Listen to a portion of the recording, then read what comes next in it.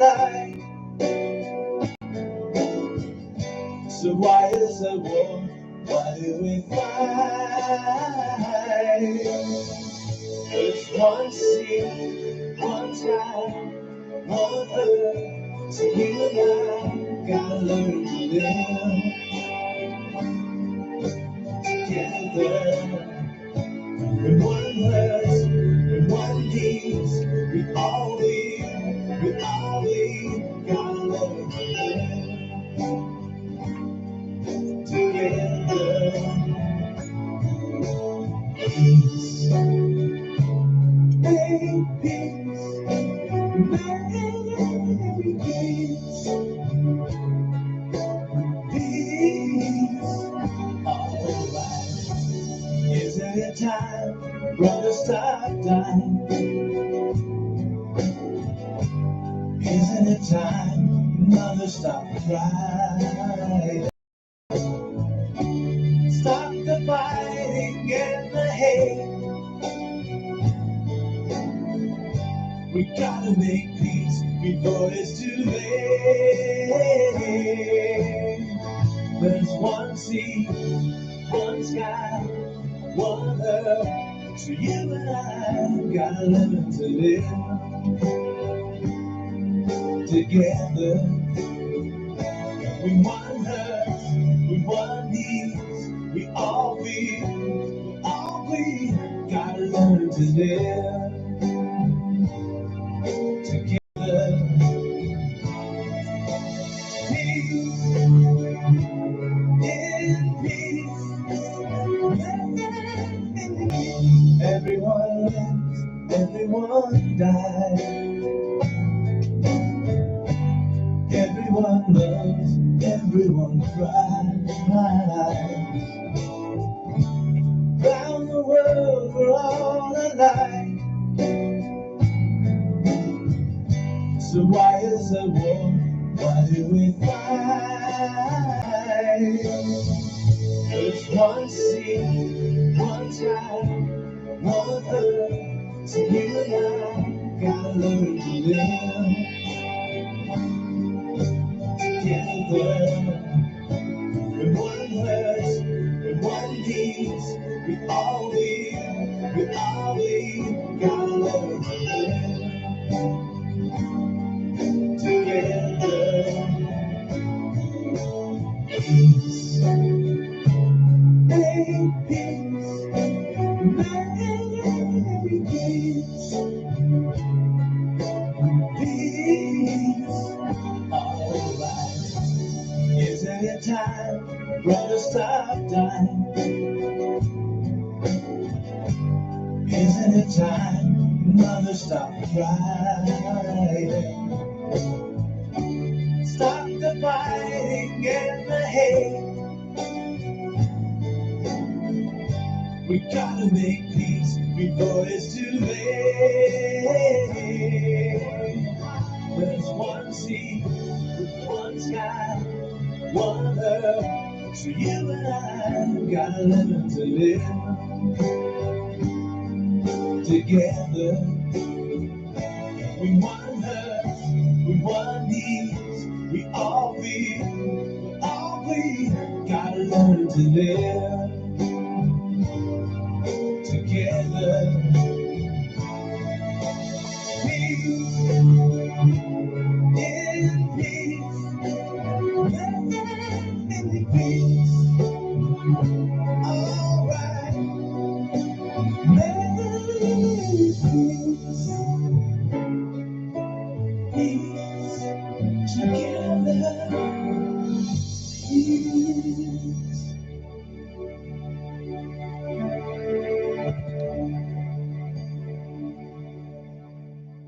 Welcome, everybody, and thank you for joining me on Chasing Shadows Between Two Worlds. We're on YouTube as well as Facebook. And tonight's going to be a very interesting evening. It's all to do with money, folks. Money, money, money, money, money. Everybody's always talking about money, whether they decide to hide it, not wanting to give it to the government. And there's also people that are starving for money right now. They're talking about Bitcoin. They're talking about you name it. And even what's coming out soon, folks, is called the Q money. That is, folks, that is the Q money. That's coming out this way also as well. Or basically, most people call it cryptocurrency. Anyways, want to talk about money tonight because it relates to. I like when they're doing. I'm doing the same thing what President Trump does. He always has his finger doing this, waving his finger to like this crash. Okay. Thank you guys for joining me in the chat room. Tonight we have some really fantastic guests. The guys that I've actually had on the first time a couple of weeks back, and his name is Rob Mercury and his lovely wife MIXX.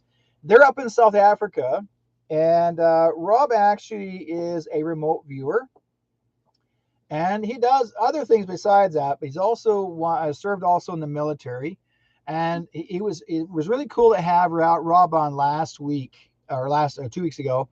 And then last week I had my other friend Kevin Thompson on, and he actually is also in the military. And I also mentioned, I told Kevin, and I said, Rob, you guys need to connect because both are one's actually still is well, they're not in the military now, but they're still doing work related to maybe military. We don't know, but we'll find out, right? But anyways, Rob has some really cool things. He's got a whiteboard he's going to be using in the background as well. So we're going to be doing some whiteboarding tonight. And we're not talking about surfing, folks. This is not surfing board. This is whiteboard. This is actually all to do with how things have certain meanings to them. And so we're going to be working on that as well. So I want to, without further ado, Rob, MIXX, nice to meet you tonight. How are you guys doing tonight? Hi. We totally good, man. We are glad to be just having the camera working already as it is. Yeah. We were a little worried.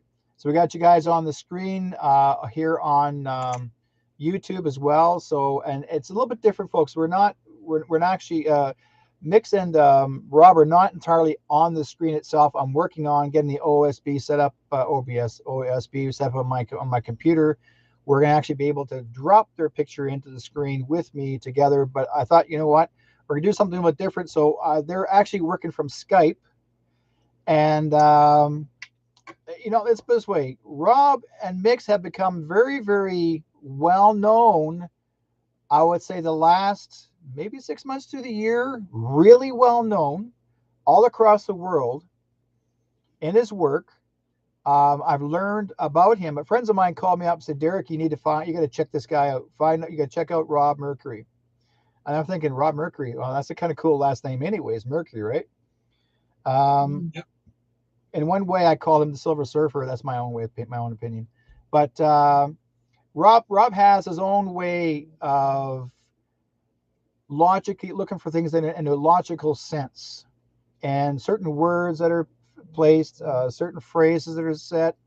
And I was thinking about putting her face or her name in it tonight too, because people are still talking about her. They're really angry with her here in Canada. I'm not going to give her full name, but she goes by the name of QRD.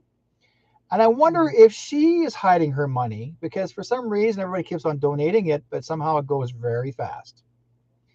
And anyways, I don't know much what's going on. I don't really care too much about her because she just wastes my breath, so to speak. I'd rather talk to these guys instead. Anyways, Rob, we talked about hiding your money.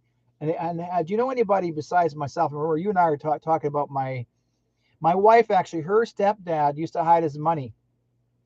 He didn't like the banks much, and so he would hide his money under the fence. Like he lived on the farm, so he would take up a fence post, a loose one, not attached to anything, and he would dig the hole, put a fence post in there. But he would actually take it out, drop a quart sealer full of cash, and put the fence post on top of it. That's his bank, under the ground.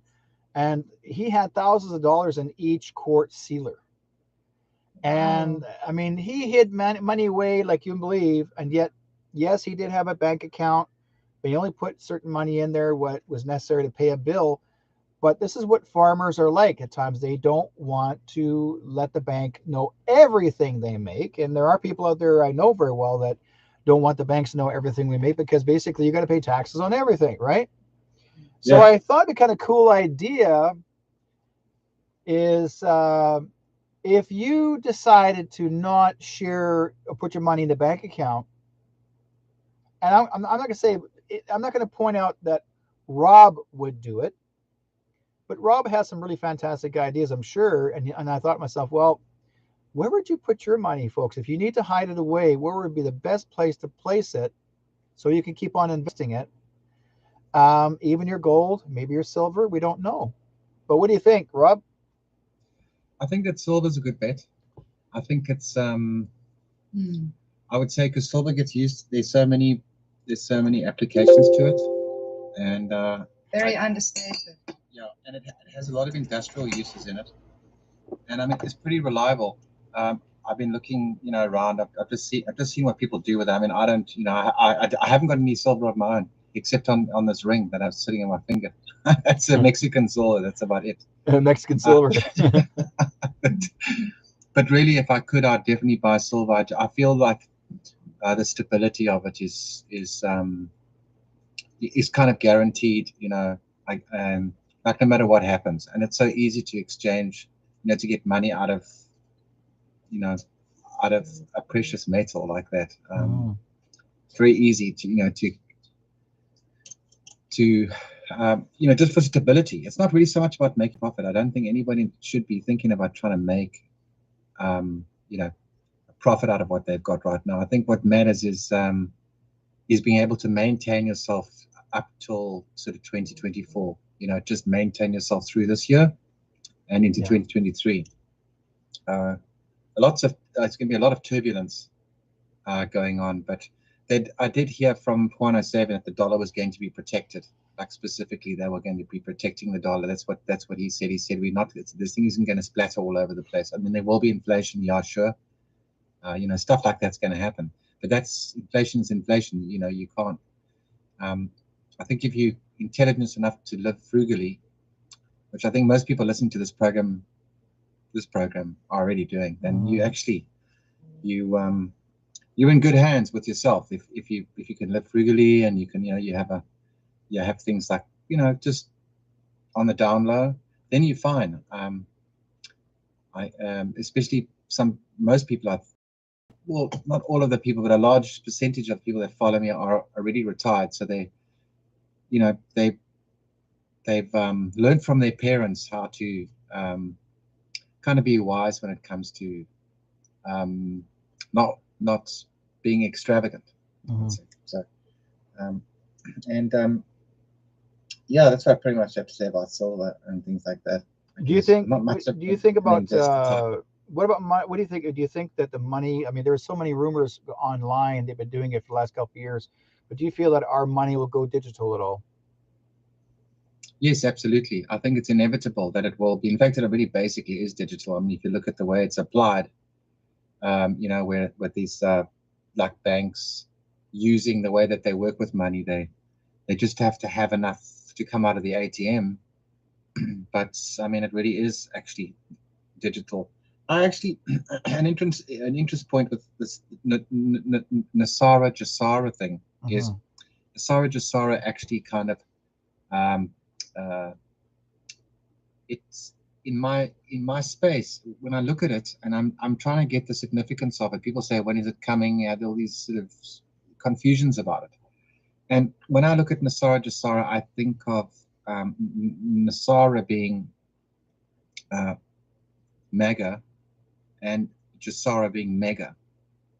So the one is Make America and the other one's Make Earth Great Again. So the Jasara is like, I think that's the big one, right? That's the whole Earth or something or whatever. It's the one is local, just is it national?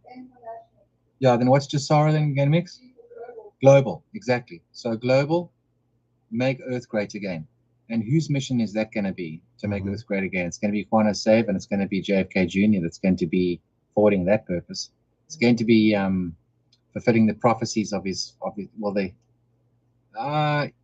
is actually going to be fulfilling kind of prophecy, but it's going to be a rollout of what his father intended to do, on his mission as president or whatever. It's going to be forwarded. So I feel like, where is the money going to come from? It's people. I've heard Parks, say things. Jacko say things. These are names we're familiar with. These kind of these popular, what I, I mean, popular people, and a lot of people have been creating rumors about it. But I really think that Yeah, it's actually Charlie Ward, Charlie Ward. Yeah, these people are rattle on about Simon the money and the Parks, Gaza bill. yeah, a few other guys. I mean, I know there's one person says yeah that it's going to happen, another person says not going to happen, and then they're always debating at times. I've been noticing some of the debation, and I'll call it debation because it feels like you're just fooling around with it. They haven't really made up their mind. Like in one way, a lot of people were kind of worried if it went digital. Is are we no longer going to have be using cash? Because I always homeless people, because a lot of times homeless people are begging for money. But if you don't have any cash in your pocket, and if they take that out completely, how are these people going to survive if they do become or make themselves homeless or houseless? And also there are people out there that may not have the same amount of income as others in the average. But I remember watching someone. Well, actually, Gene did say that there will be a time that when Trump becomes president, that no one ever would become poor. He's actually going to be distributing out money amongst everyone, including the homeless and houseless. Everyone's going to have a home. Everyone's going to have a place to stay. No one's going to have any more problems with addictions, that sort of thing, because there'll be centers available for them to go to, safe zones, safe places. I mean, again, I brought my guy out here, put a jewel in his hand. So my puppet Gory, he's got a big, huge crystal shaped jewel in his hand, right? So it's I call it a yellow diamond, and that's supposed to be considered as the most expensive piece of jewelry in the world. And yet, a lot of people don't even look at rocks and crystals and stones as being valuable. They just see them, oh well, it's just a stone and a rock and crystal. Yes, diamonds. When you wear diamonds or garnets or any kind of jewelry on gold, where you wear around your ring, whether it's wedding or engagement or just jewelry, costume jewelry. Again, is that going to become a commodity of value? And I don't know. What are your thoughts on that one regarding? I've got big thoughts. What's true for me is I was lucky enough to get something from, let's say, in futures. It's very rare that you get something from the future. And this planet, the way that it's made and the way it really works, the real world, not the world that's, online. We exchange thoughts and concepts and things like that. And obviously, that can help to be productive. But this I got a long time ago in 2020, in the beginning of the year or something. It was the technician that we work with that's helped us with YouTube stuff and Rumble stuff and just setting things up and everything. And he was here tonight. I just took him home and brought him back. Anyhow, he asked me this question because he's very inquisitive. So he wants to know about the future. So I went, okay, like what's it going to be in the end of the day? So then I said, oh, okay, well, like maybe we'll get lucky because I get my information from reliable sources, but sometimes I don't get it. So, sometimes you get it, sometimes you don't get it. So I said, okay, let's just have a look. And then I did actually, that night I was sleeping. And when you sleep, you often go off and do something else because, like, why not do something when you sleep? You're not just going to sit there and stare at the inside of your eyelids. You're going to go somewhere and do something. Yeah. And how it worked out was 1 to 5. It was very easy to see it. So you have, it comes out at the golden ratio, which happened to be, because when I was seeing it, I didn't think about the golden ratio. I only really realized that afterwards. But it's a 1 to 5 split. So what you've got is you've got a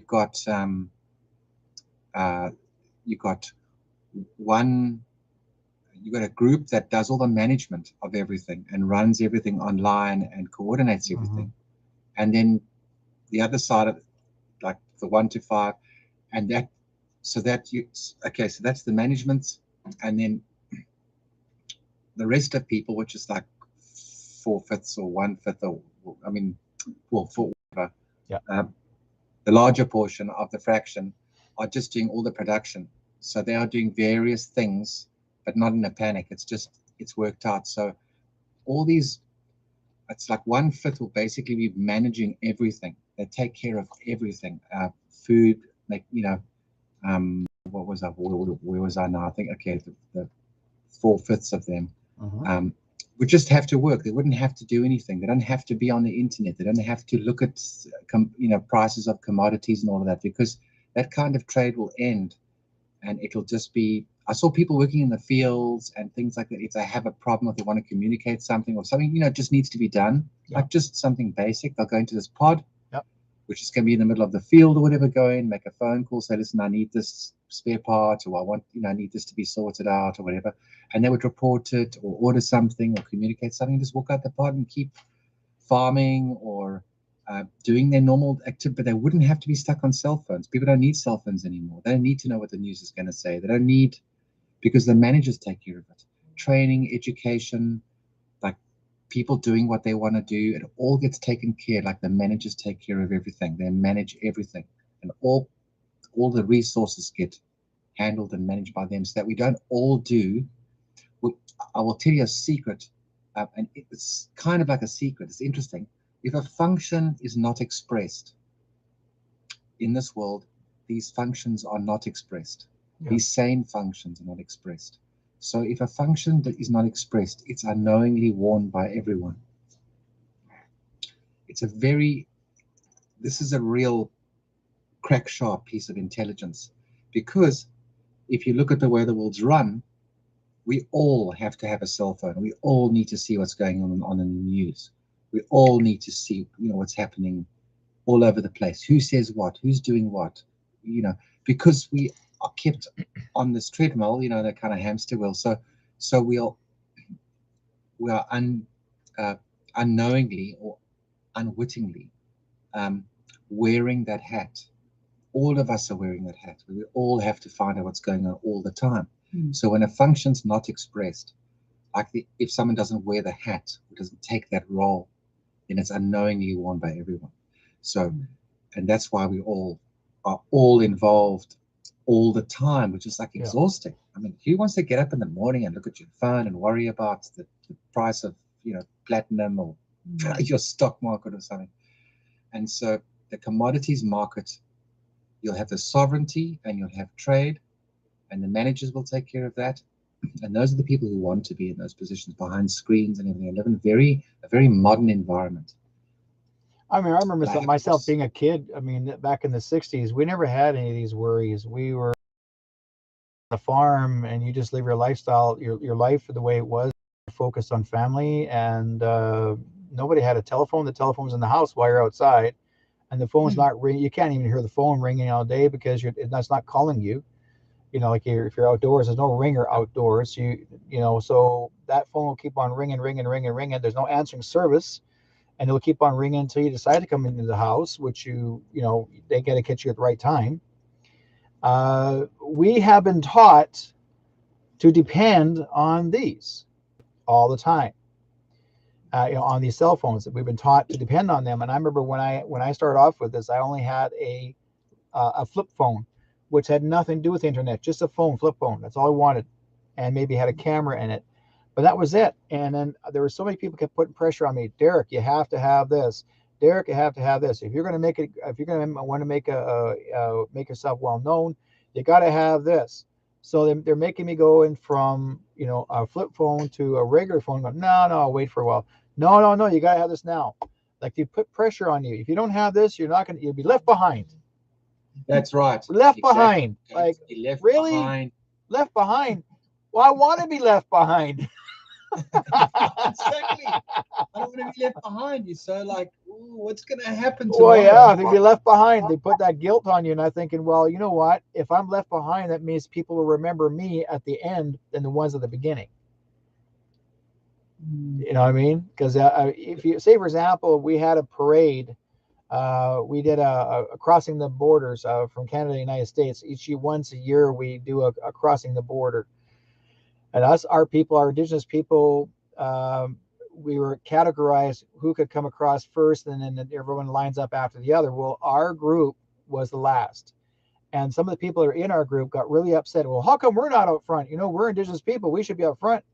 And an elder said out loud to them, he said, it's best if you're behind. And they're going like, why? Because the people at the beginning, they see the first. They don't remember everybody in the center and the rest of the line. They just look at them. But at the end, you will never be forgotten because you're the last people they see. Yeah. Makes sense, right? It does, yeah. It's just, I must say, on this topic, the reason why why certain functions are not expressed and then everybody has to do it, to fill it in, is because what the Kabbalah have done is something quite clever. If you just take the social engineering and the machinery, is that we are the ones that are supposed to solve their problems. You see, it's always like, oh, golly gosh, you people need to vote to decide whether, you want to bread with a crust or without a crust, whether you want to vote for this guy because maybe he'll do this. And if you vote for that, well, maybe that other guy will do that. And then you need to solve everything. You constantly, they're throwing at you and saying, well, we don't know what we're doing. You people have to tell us. They're still making out like we need to discuss it and consider it. And it's all very overwhelming because we have to consider everything. Like I say, what are you doing about childcare? What are we doing about this? What are we doing about? And they have all these things that they're supposed to solve. And then they have these tremendous arguments on TV. And you see the saliva spraying all over the place because they're shouting at each other, and there's this group that says that's for it, and this one's that's against it. And you think, isn't that funny how they employing us to solve these problems, but yet they're the ones that are kind of the like authority. It's very strange. So we're sitting having to solve all these tremendous. We have to solve humanity and how we're going to feed the whole world, and how we get to do all these tremendous tasks. You make the whole world green again, and it's all like, we have to decide. Each person must decide inside their mind. It's ridiculous. Why would we all? That's like a function that's not expressed. When you look at the word promise or maybes, okay, if you look at some of these politicians, they used to say, if you vote for me, I promise you this. If you vote for me, maybe we'll work on this. Basically, and I always tell people this, even a child will ask a parent, Dad, Mom, can I have this? Dad, Mom, can we go over here? Mom, Dad, can we do that? Maybe. So it means that no one really can decide themselves, because anyone that tries to put pressure on you and tell you, well, we have to go green. We have to go green. We have to go green. We have to go green. Oh, climate change, climate change, climate change. Well, who invented climate change? Who invented go green? Whatever happened to brown? What happened to yellow? What happened to black? What happened to purple? What happened? They want to describe the color of the environment. Nobody said go blue, the sky. Nobody said anything about brown, the tree stem, but the tree stalk. They're not saying like going green. Everything grows, but not everything grows green. You got flowers grow red, some grow yellow. But the thing is that they're trying to make you believe that. I mean, again, it all relates to money, because they're trying to push you to spend the money on items that we really don't have to worry too much about it, because we do have people out there that are involved in the environment already. Like my son-in-law, when he goes out, he plants trees once a year. Okay, he works for a company that goes out and they do tree planting. With anything that's been cut down, they replace it with young sprouts, which is great. But why do the people in the area that live in the area hate the tree planter? Why do they hate them? But they look like hippies. Why are you picking on them? They're the ones that are out there working, planting that tree for you. Exactly. Yeah. Right. This is the thing. But they're complaining of how you appear. Yeah. The thing is like we've never been trained to manage resources. We go to school. Yeah. It's very interesting how the school is just a long list of omissions. I mean, look at the omissions. The school is everything about omission. You go to school, they don't teach you about the golden ratio. Yeah. They don't teach you about phi. They don't. why would it be like that? That's the perfect, proportions to something, especially with the management of people. Of course, you'd have 1-to-5 ratio of management and the people that were doing the work. But they don't want to think about management. They just they don't want to worry about spare parts and where it's going to come from and what has to be done here. The management takes care of it. They don't want to do any thinking whatsoever. And the managers love managing. They like doing multitasking, and they're built for it because they're maybe a high energy person that's very like sort of quick on their feet and loves juggling.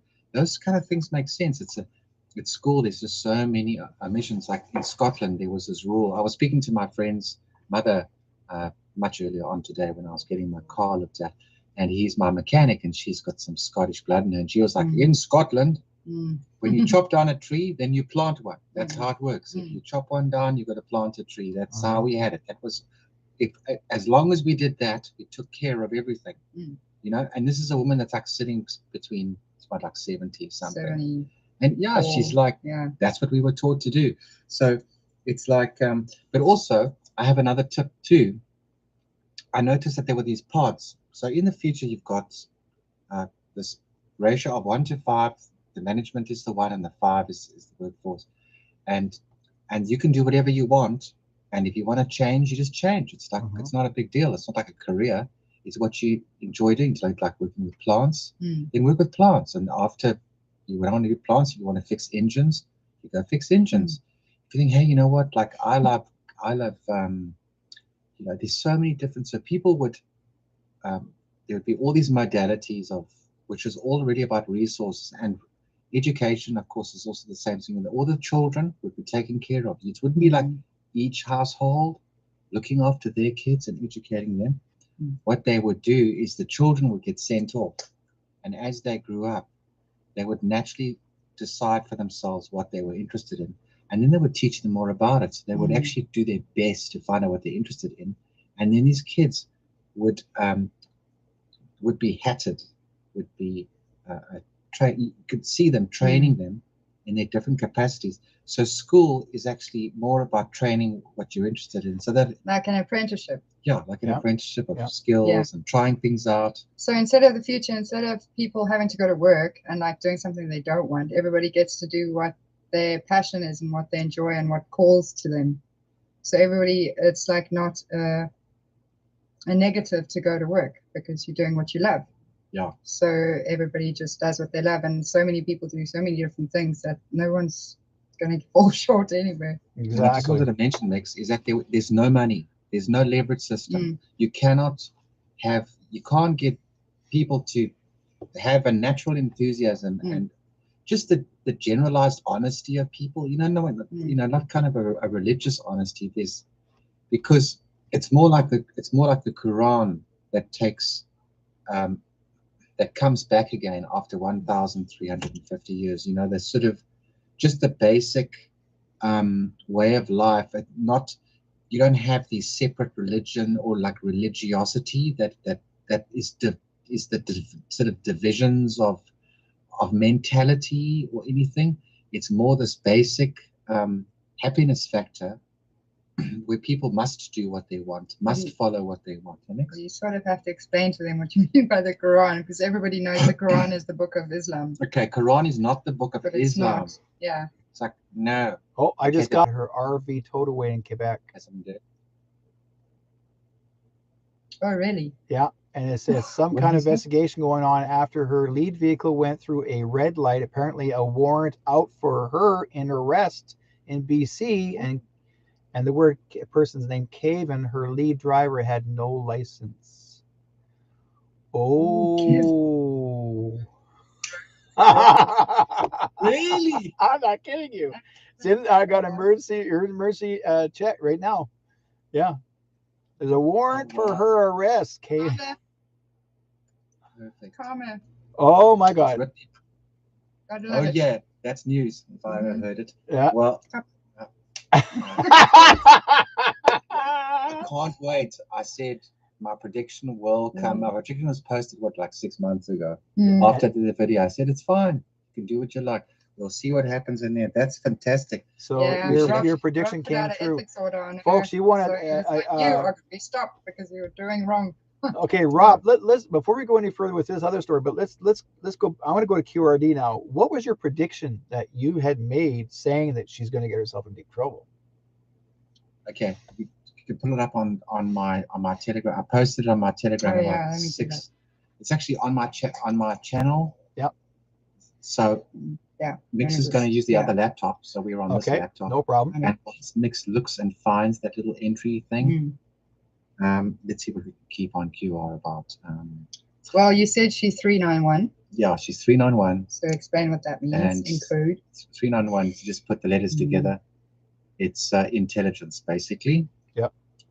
And it's actually a kind of a combination of CIA, C_A.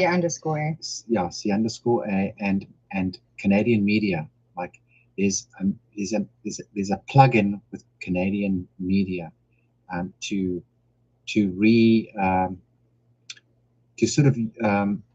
kind of usurp the truth of community, but in a politically, like, kind of create. It's quite strange what I thought. Okay, I'll tell you what I saw. It's quite weird what I'm going to talk about now. She speaks in very strange ways. Yes. The way she uses the way she pronounces words and the way she behaves, and she's very aggressive. Like, aggressive towards people who think like less of her. Question her. Who question her. Yeah. She hates being questioned. I can tell you that. Yeah. Yeah, and she's after a group of people who will propitiate. Now, propitiation is an interesting word. It means to bow down, to pay a kind of a social homage towards. People would propitiate to the king. You know, when you go towards the king or whatever, you have to kneel down. You have to, honor. You have to honor him. Maybe you don't have to look at him. Not look him in the eye. You have to bow your head. That is propitiation. So it's kind of like, and that's the word queen, the word commander, the word chief. Yep. I'm a commander in chief, commander and chief. She's using queen, all those words, yes. all those words of seniority. And she's like, I don't care if you don't like. She's very, very aggressive with the fact that she feels she has all this rank and all that stuff, and then says, "Oh, she's accomplished everything." But the point is, it's like, well, then why don't you just prove it? Like just prove to us that you that you've done what there's these things. Well, your main question is your rank. I can tell you that I've somebody put her face on a military person's body to make her look as if she's military. Someone put her face on a military person's body. Yeah. Oh, is it? Well, I mean, when I got really cross about that guy wearing that beret. Yeah, but no, they put QR. They put her face on a military uniformed Canadian Armed Forces officer's body, and they made it look as if she's holding the rifle, like she's the one that's leading. She's not even in the Canadian Armed Forces, right? No. And she's also, they said she had 2-star generals with her in plain clothes that are stand by her side. They were there, but they were there visiting. They didn't come in there to work with her. Yeah, well, this is the thing. It's like a game of cat and mouse. That's fine. You want to play cat and mouse. I mean, that's fine. But if you're going to insist that people listen to what you say, if you're going to kind of, give a bit of slap through the face, which is that, because she's very potent. I'm like, great. Well, then just prove it. I mean, it's like me saying that I I got picked up from a UFO last night, and I buzzed around the whole universe and came back, and it's great that, but if I demand that people believe what I say, well, just show me, like, give me some evidence. Was it you guys that you had Gene with you, and Gene actually cleared the air by stating that Dee is not white hat, nor is she black hat. She's a gray hat. Yes. But also, I'm not sure if that's the same story, same additional story. But she got herself into supreme heck from the President of the United States. He gave her supreme what you believe, and basically stated, I don't follow you, you follow me. And because she basically made a statement that he wasn't alive, that he was not real. So I'm thinking, what the hell is going on? I use that word because if she's using all these negatives, saying that he does not exist, she's making herself look as if she's going to be the only one you got to come to. It reminds me of some people back in the 70s that started a Kool-Aid act where you join Jim Jones, you join the little village, and all these people gather together, and everybody's gone dead, right? This is what reminds me of. She reminds me of that. She has that Kool-Aid attitude. I'll sweep you off your feet. Join my little group. Whatever happens to you is your problem. You know. So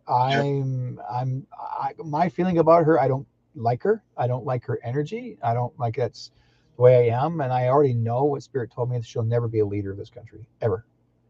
They said she was there, Tristan to get us to wake up, but she's overdoing it now. She's taking advantage of it. She's making it worse than it ever was. Yeah, it is. It's actually magnifying. It's becoming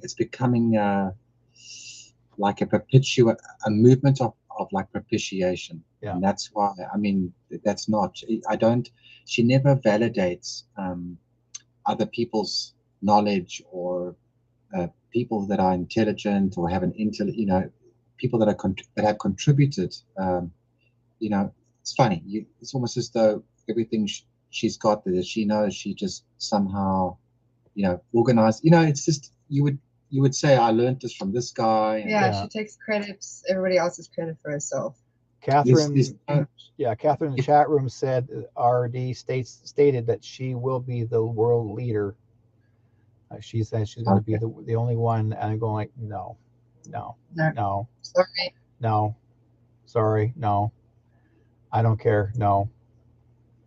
We already dealt with one queen. Why do you want something else? Is going to even make it worse. Thank you. Yeah, it's just okay. Well, Mix, you wanna?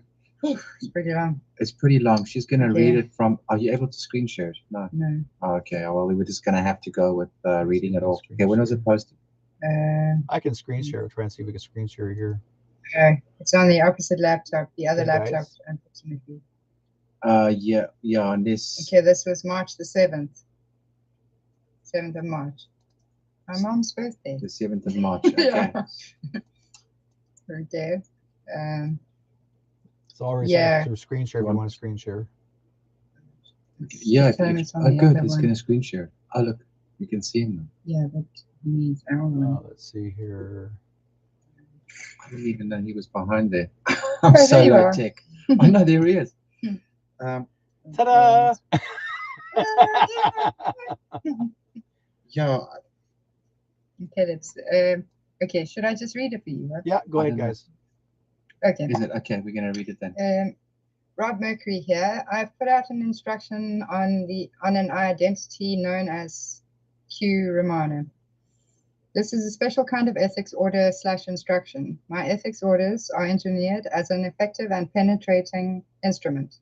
My order, unless Romana is willing, which she is clearly not, to be emotionally ethical and get honest and straight with the everyday well-meaning Canadians helping her, she will suffer a variety of disappointments. The mechanics of my order are set to emotion prediction. Several days ago, recording of a video part 1, Dr.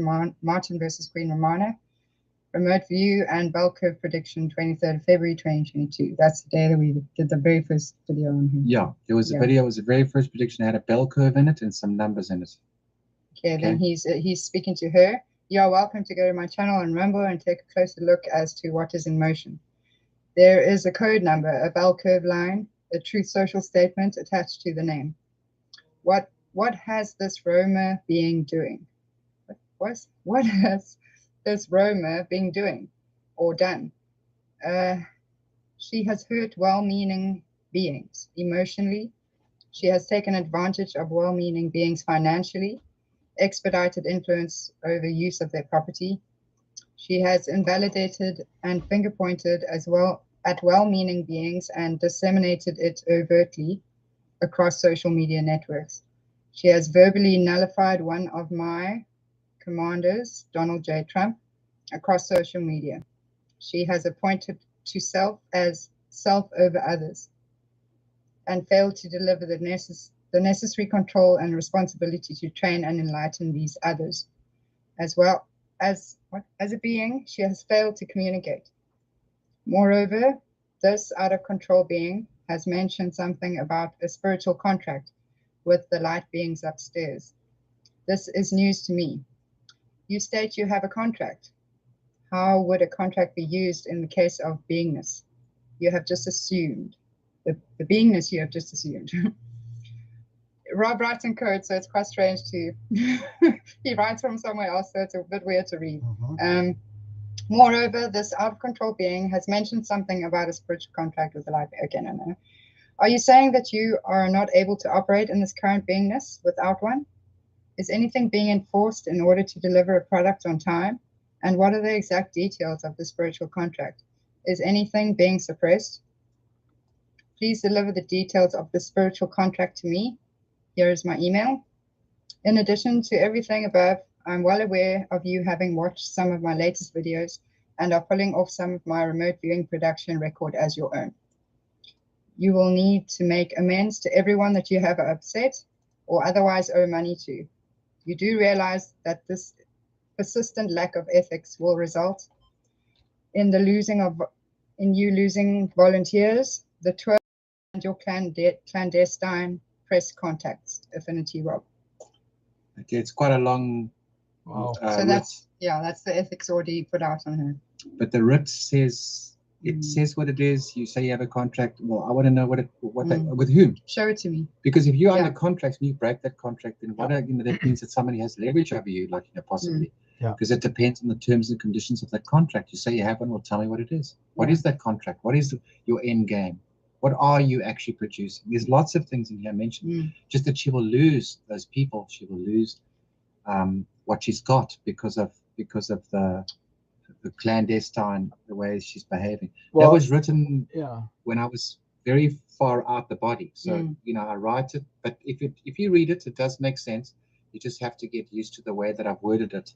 So that pretty much says it all. It's and the bell curve in the video prediction, the numbers, and I did a prediction on Truth Social that she would never arrive there. And that because she's not about that. She's not about sharing. She doesn't want to share. We're all rowing this boat together. And now suddenly someone goes, oh no, I want to be in the big. I want to sit in a golden chair and have a line attached. She wants to be the head of the table, but she also wants to be like the female version of King Arthur, but she ain't no Arthur. Well, maybe. Perfectly said, Terry. It's just like the golden chariot. There's always someone that wants to be in the golden She may chariot. have a male dominance somewhere down below. So anyhow, and the thing is that I'm the one thing I'm very familiar, and Derek, I'm sure you'll second on this one, is that the one thing that I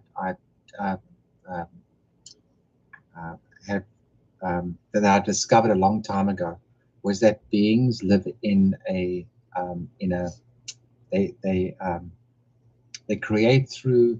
live in an environment of precognition. So there is this constant, it's the best way to describe, it's one of the characteristics of that the spirit, the sense of how spirit kind of orchestrates its future is in this constant set of precognition. And she's always going, I predicted this, I did that, I did this, did you notice that I said this, and then this happened.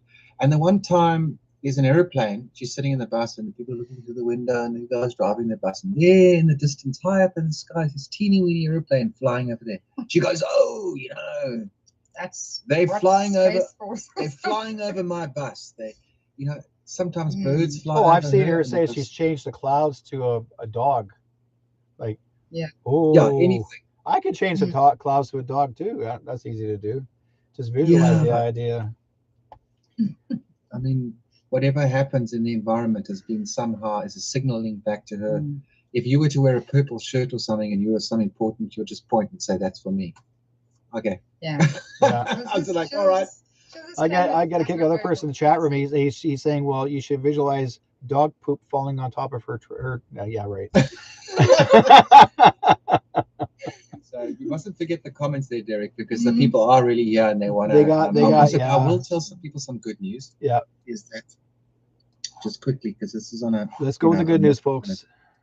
A more jovial note. Yes. Is that. Yay. I was looking at the Nacharja side. I remember said, okay, the one's connected with Mega and the one's connected with Mega. Yeah. And so obviously, I think America has to be stabilized first, because how is it going to help its the sovereignty of other nations?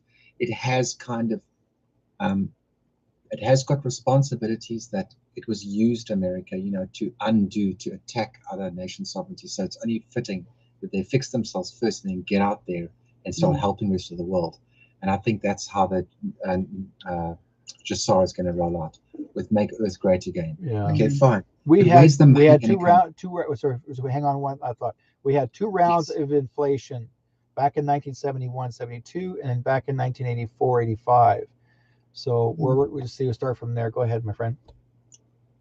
Okay, I'm not good with economics. I'm not an economical man, but and I'm quite bad with news events. But I do research to try to help. The reason I'm saying is because anytime those 2 inflations began.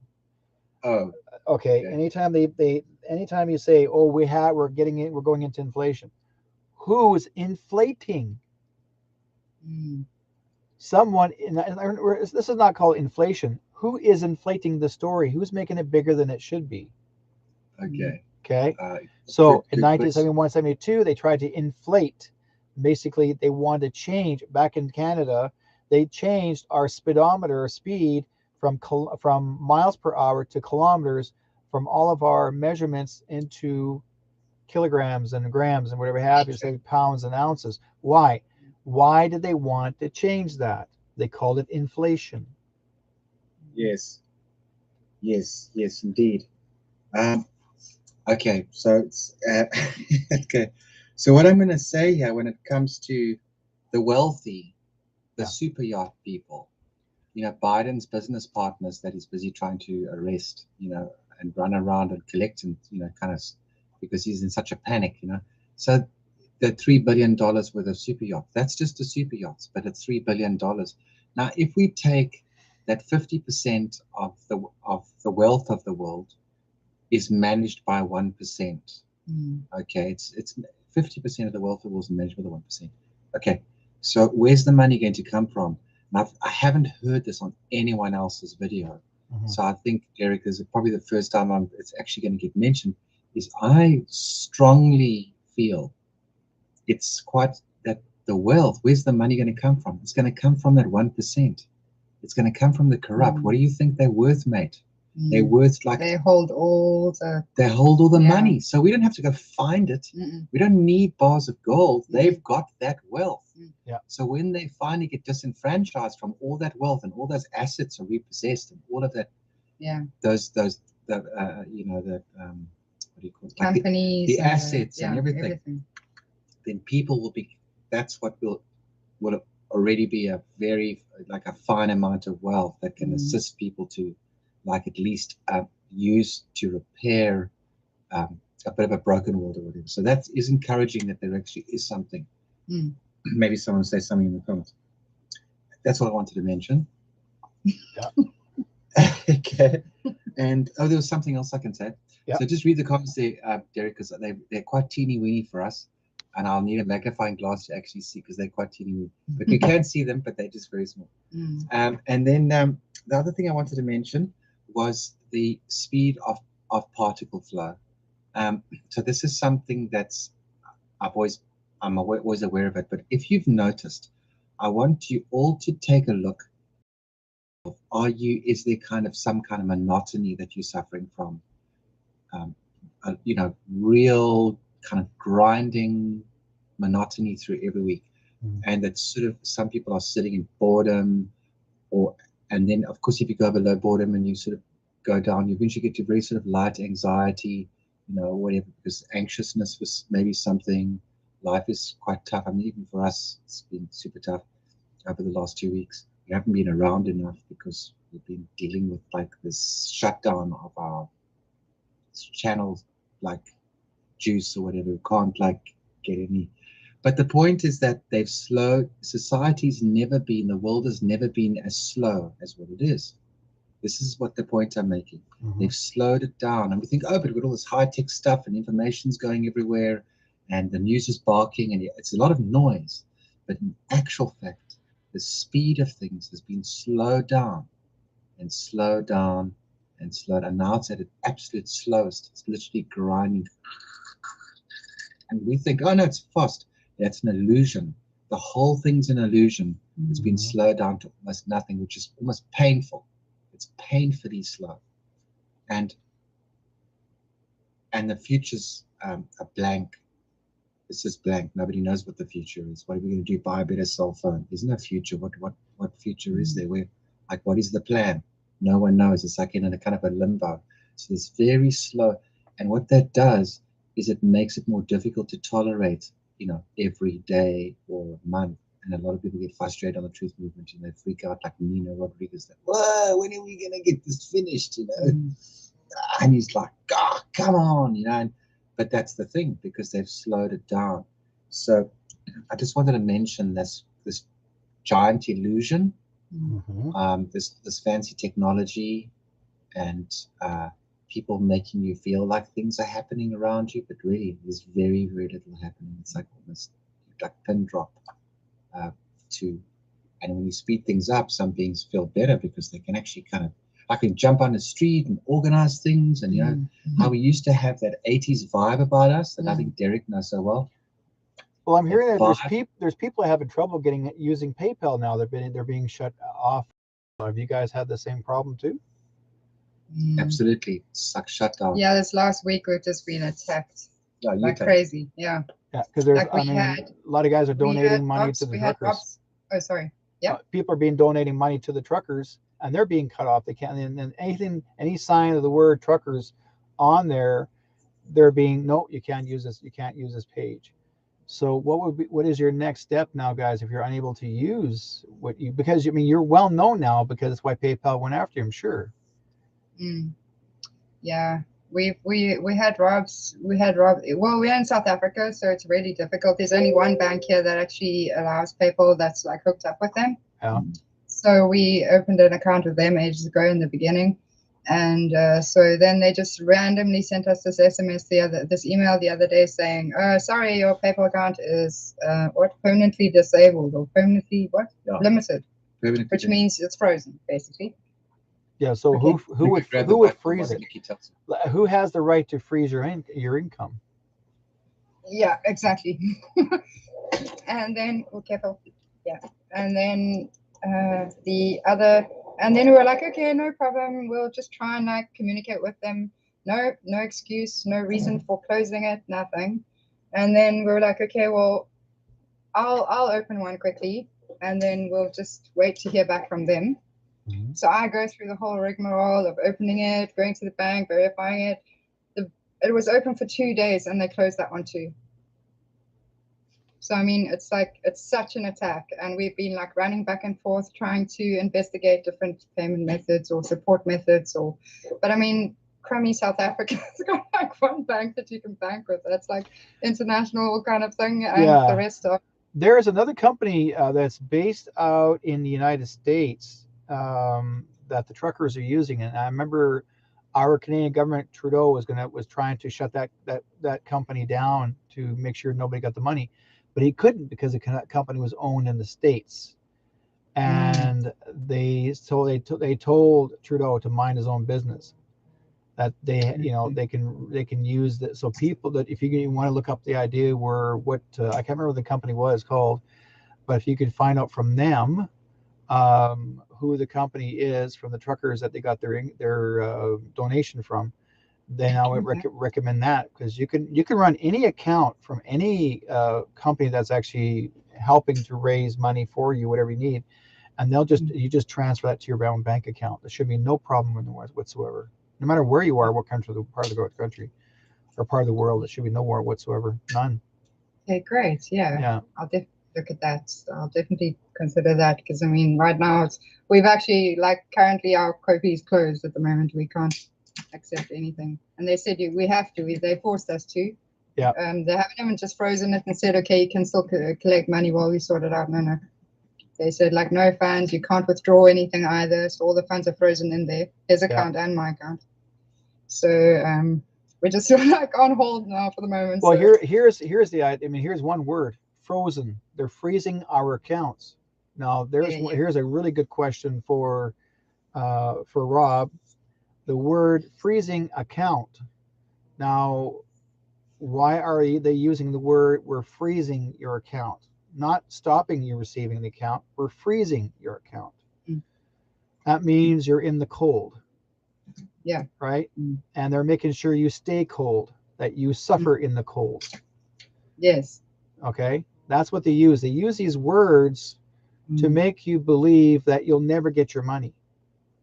Yeah. That is stuck. They're never coming out ever again. Well, what can you use to put up that frozen account? Well, you can use hot water. You can use a fire. You can use a flame. I'm not saying burn the bank down. I'm saying that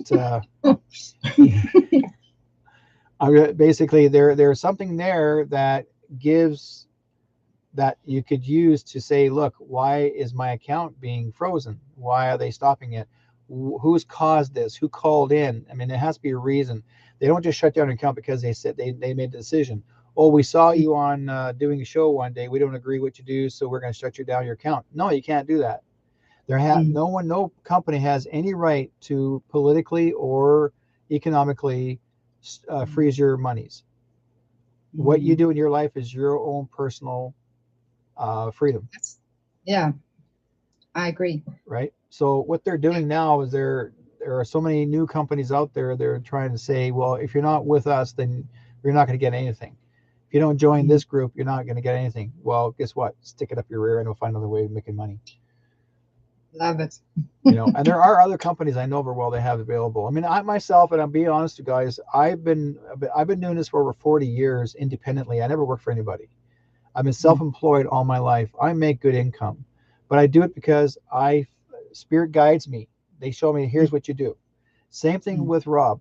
Spirit's guiding him, and he's guiding you, MIXX. Okay, they're showing you where you. That's why both you two are here tonight, because we're talking about where would you hide your money, and where would you put it, and if you had to hide your money, where would be the best places you can actually place it that no other people can find it. Meantime, you still always have that available. Okay, that's for the very beginning of the title of the show. Because do we have to hide it like my father-in-law, that he had to hide it under fence posts, or he had to put in his hide it in the drawers where all the cutlery is, in wrapped in elastic bands, or did he have to put in his sock somewhere, hid away somewhere in a drawer, in a sock drawer, where there's inside the sock is a whole wad full, or did he have to put it in a trunk of an old antique car, which is in the bush? He had all kinds of places that he hid all his money away. Then he had a personal savings account, not savings account, what do you call that? Actually, it's a lockbox. You just store it away. I forgot what it was all of a sudden. And he had $120,000 placed in there. Like a safety deposit box. Like safety deposit box. Yeah, that's what I think it was, a safety deposit box. So he put $120,000 in there. Why? That was called his emergency money in case anything happens to the farm, right? Well, for how farm burnt down, I got cash here available. No matter, he was always one step ahead of surviving. Well, that man actually was in the middle of a Second World War when he came in. He was an indentured farmer, sugar beet farmer, came from Croatia all the way down into Canada, became a sugar beet farmer because he already was one there before. But he was in the middle of a Second World War. This man's position, what he did, having to survive, he was hired by the Americans to how do you say, to I guess disconnect the bombs that are made out of Swiss watches and dynamite. Wow. So he had to do it by hand. Guess what he did with the Swiss watches? He sold them. They didn't care how he disconnected them. He says, well, you can do what you want. You can, as long as you disconnect these. So the military gave him that job. He made more money selling Swiss watches because he was basically disconnecting all the fireworks. This is basically major explosives. This is Second World War, Germany time. And then when he comes to Canada, he gets hired by an explosives company. What does he do? He was actually blowing things up in the rocks. He knew how to use it because he learned from the Second World War. Yeah. Go figure. Yeah. But that's how he made his income. He learned from making money selling Swiss watches from disconnecting explosives. That's awesome. So clever. Yeah. So, I mean, and yet how her stepdad seen the world, how he saw the world, he saw it with laughter. I never seen the sadness in this man's eyes. He was always like, haha, well, whatever happens, because he took on the worst of it all. Right. Yeah. And the thing is that I want to go a little bit into the Second World War because his wife was taken from Poland and used as she was forced to feed the pigs to the Germans, like for the Germans. So the Germans grabbed her off the farm and she was forced to feed the pigs. Now she was married to her husband at the time, and she was pregnant at the time. So they had to escape the country and they came to Canada. That's how they got here. But she wasn't Jewish, but she came here and she escaped here. They got here. And the thing is that they experienced, before they left the country, they experienced so much death, so much being poor. They found a way to survive. Why I'm saying this, because so many people today have forgotten how to survive. Yeah. They have. They're so used to being spoiled by the government. The government hands you, say, well, we'll take care of you. Don't worry about it. We'll take care of you. When they start saying, we'll take care of you, you get used to it. Right? Yeah. And the thing is that, what do you want to do? How are you able to survive now in this time, 21st century? What do you think, Rob? What was the topic? I was swept away by what I was doing on the whiteboard. On surviving. Yeah, survival of the fittest, so to speak. Survival from the Second World War to now today. What are your thoughts on that? Well, what my thoughts on that is, if you actually look at what's really going on, what are we looking at as far as the application? Let's say the countermeasure that's taken against us to put tremendous pressure on us. It really dramatizes survival. We're actually sitting in the effort band. So if you take this, what the cabal have done is... It's probably back to front now. Is it back to front? No, it's good. I can see it. Static. Yeah.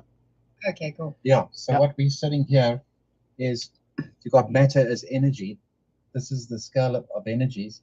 So over here, I've got matter as energy. So, we know about that because when you want to put gas into your tank, that's matter as energy. And then what they've done is the survival thing that you mentioned puts us in a condition or a state of operation of effort. Effort is human labor, laboring. A good example of a really like sort of slavery, even if it's sort of modern day slavery, but a really good example is like, just full on, it's been used for ages. So they've kept us in effort. And then if we try and get out of effort, then you can also use human emotion as an energy source. And so, but human emotion isn't very successful because they've managed to I'm just going to scribble over here. It's just a scribble. They've made a big mess out of it. So when you get onto TV or whatever, it's all messed up, and one person's happy, another one's sad, and one's thinking this opinion, another one's all revved up. Then you'll click to another channel and someone's laughing, and then you go somewhere else and somebody's going, oh, with crystals and dangling, and then suddenly, so they actually screw us. They use human emotion as an energy source. This is the cabal. Yeah. So we mainly sit in effort, and we don't reach reason. Reason is it's like cut off here.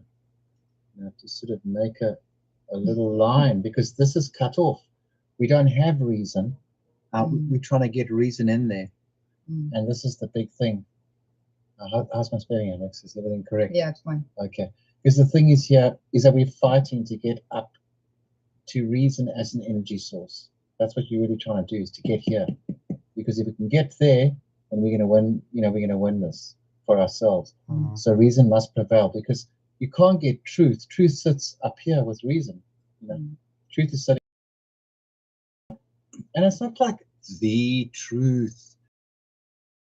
Okay, this is what happened. This is how it happened. This is why it happened, and then whatever. Oh, that makes a whole lot of sense. So common sense is sitting up here with reason. Truth is sitting up here with reason, and all those good things. And common sense will save the world. We don't need like super geniuses or anything, because we already have it in us, because we are reason. And that's one of the characteristics of the spirit, is that it survives through reason. It survives through it, because reason is, and then human emotion, effort, and matter. This is all about survival. This is really energy. We use these things, and we're stuck in survival. I'll put an S here because I haven't got a lot of space. That's survival. And then when you get up to reason and above, you've got aesthetics, okay? You've got theta waves, and you've got static. Now this up here is creation. So you're going through existence as something in creation, and existence becomes viable, because creation is what makes it viable. Otherwise, no one would want to exist. I'd say, well, I don't want to exist because there's nothing. I want to be left to do my thing, and that's exciting for me, and that's interesting for me, whatever I want to do. And so I'm just not making too much of this. So this is creation, which is a kind of a C over here, and this is survival. And so right now they've kept us surviving all the time, playing up against each other, using a leverage system, and the leverage system keeps us below reason. And if we can get up here, once we get to here, once we get reason, well, then they're stuffed. Then they really are stuffed. So they have to keep the pressure on.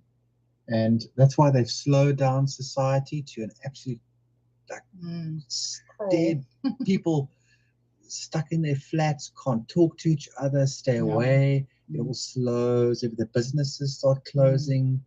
People lose their jobs. Inflation goes up. Now you can't even travel to go and visit people because it's costing you double the price just to even travel to their house. It cuts you off even more. And then theta waves is really, this is when we're all moving towards more telepathy. This area over here is when telepathy comes into theta waves. That's the actual communication band. Now, when I talk, at the moment we think we're communicating down here in effort, but it takes effort to communicate. Have you noticed how many people are, right, every day, and that's not what I said. Alpha, beta, theta. Theta is the third level of your wave, isn't on your, I'd say, through hypnosis. Theta is your third level. So that's basically going into dream time. Is that correct? Absolutely. Yeah. Theta waves, stunning. Yeah. Like this, this dreamy. So, and what theta waves includes is, it actually includes the experience. You start to perceive, like you would smell something, and it would make you think of a happy moment. Like they say, when somebody's cooking something stunning in the kitchen, and you walk past this house, oh, that smells stunning. Or in the morning when I walk down the road here, where there's quite a snobby neighborhood that's pretty close to where we live. We don't live in the snobby part. We live in like the lower snob part. Okay, with the upper snobby part. You walk down the road, and there's one house that's got just white roses in the garden. It's got this huge and the jasmine. The jasmine, which is like honeysuckle. Sorry. No, it's jasmine. Is it jasmine? No, it's jasmine. Oh, Yeah, okay. and you can smell the jasmine early in the morning coming down with this crisp, this beautiful smell of jasmine. Stunning. It just floats down the road and like, Mm. wow, you know what I mean? It's almost like your feet lift off and you just like drift You're towards it. just floating down the road, and you think it's great to be human. You know, there's something good about it. For But they once. remember too, they placed it there for a reason, to bring up your human emotion. Yeah. So you get, that's what we all do for each other, really. We want people to be happy around us, whatever. So that's the theta waves. And aesthetics, well, you could call that the jasmine, but what does it inspire? Theta waves. It makes a being go further up because he's, wow, this is cool. I can, this is like create aesthetics. Okay. And that's why sometimes, I mean, we saw a guy today, okay, like a very bland people, just going down the road. You'll, Derek, you'll love this. This African guy, and he was in this suit, okay, that it was like purple with these stripes on it. It was like a tribal Nigerian suit. But it's beautiful patterns of their. Wow. Their, yeah. But he looked beautiful. He looked cool, like satin, because he was like fun. And like these. No, he looked like a guy from like sort of Motown that should have been, like in the wrong era, on stage with Little Richard in the wrong country. Yeah, and his shoes matched and everything. I said to him, "You are so well dressed, man." Yeah. And he was there was like aesthetics about it. Oh it was like waving off him. Yeah. Stunning. Next thing you hear that song, I feel good. Yeah, exactly. That's what I expected. I know that I would now. That's like, wow. And all these very people are standing there looking very garden variety, very average. And he has this guy that, just going on his way. He wasn't trying to like be anything special. He was just dressed so well, and it just like lightened the air around you. And that's the thing about static. Static is something that moves but doesn't. It is something that is not subject to expansion or contraction. And the universe, phi, going back to ancient Greece, always kind of find myself back there, is there isn't, the universe we live in is charged. Everything is charged, and okay, we get electricity from it, but it's actually, it's electromagnetic dynamic. It works off expansion and contraction. There is nothing in the universe that is static. You can't find something like that because it's either expanding or contracting or decaying or being created, or there's always motion. Life is motion. Everything's in motion. And particles, in physical universe, you've always got this motion. There's always something going on. Okay. Disappearing. Okay. So the electromagnetic, but there is eventually, as you get the highest point you can get when in the scale of energies, because remember there's a scale of energies, is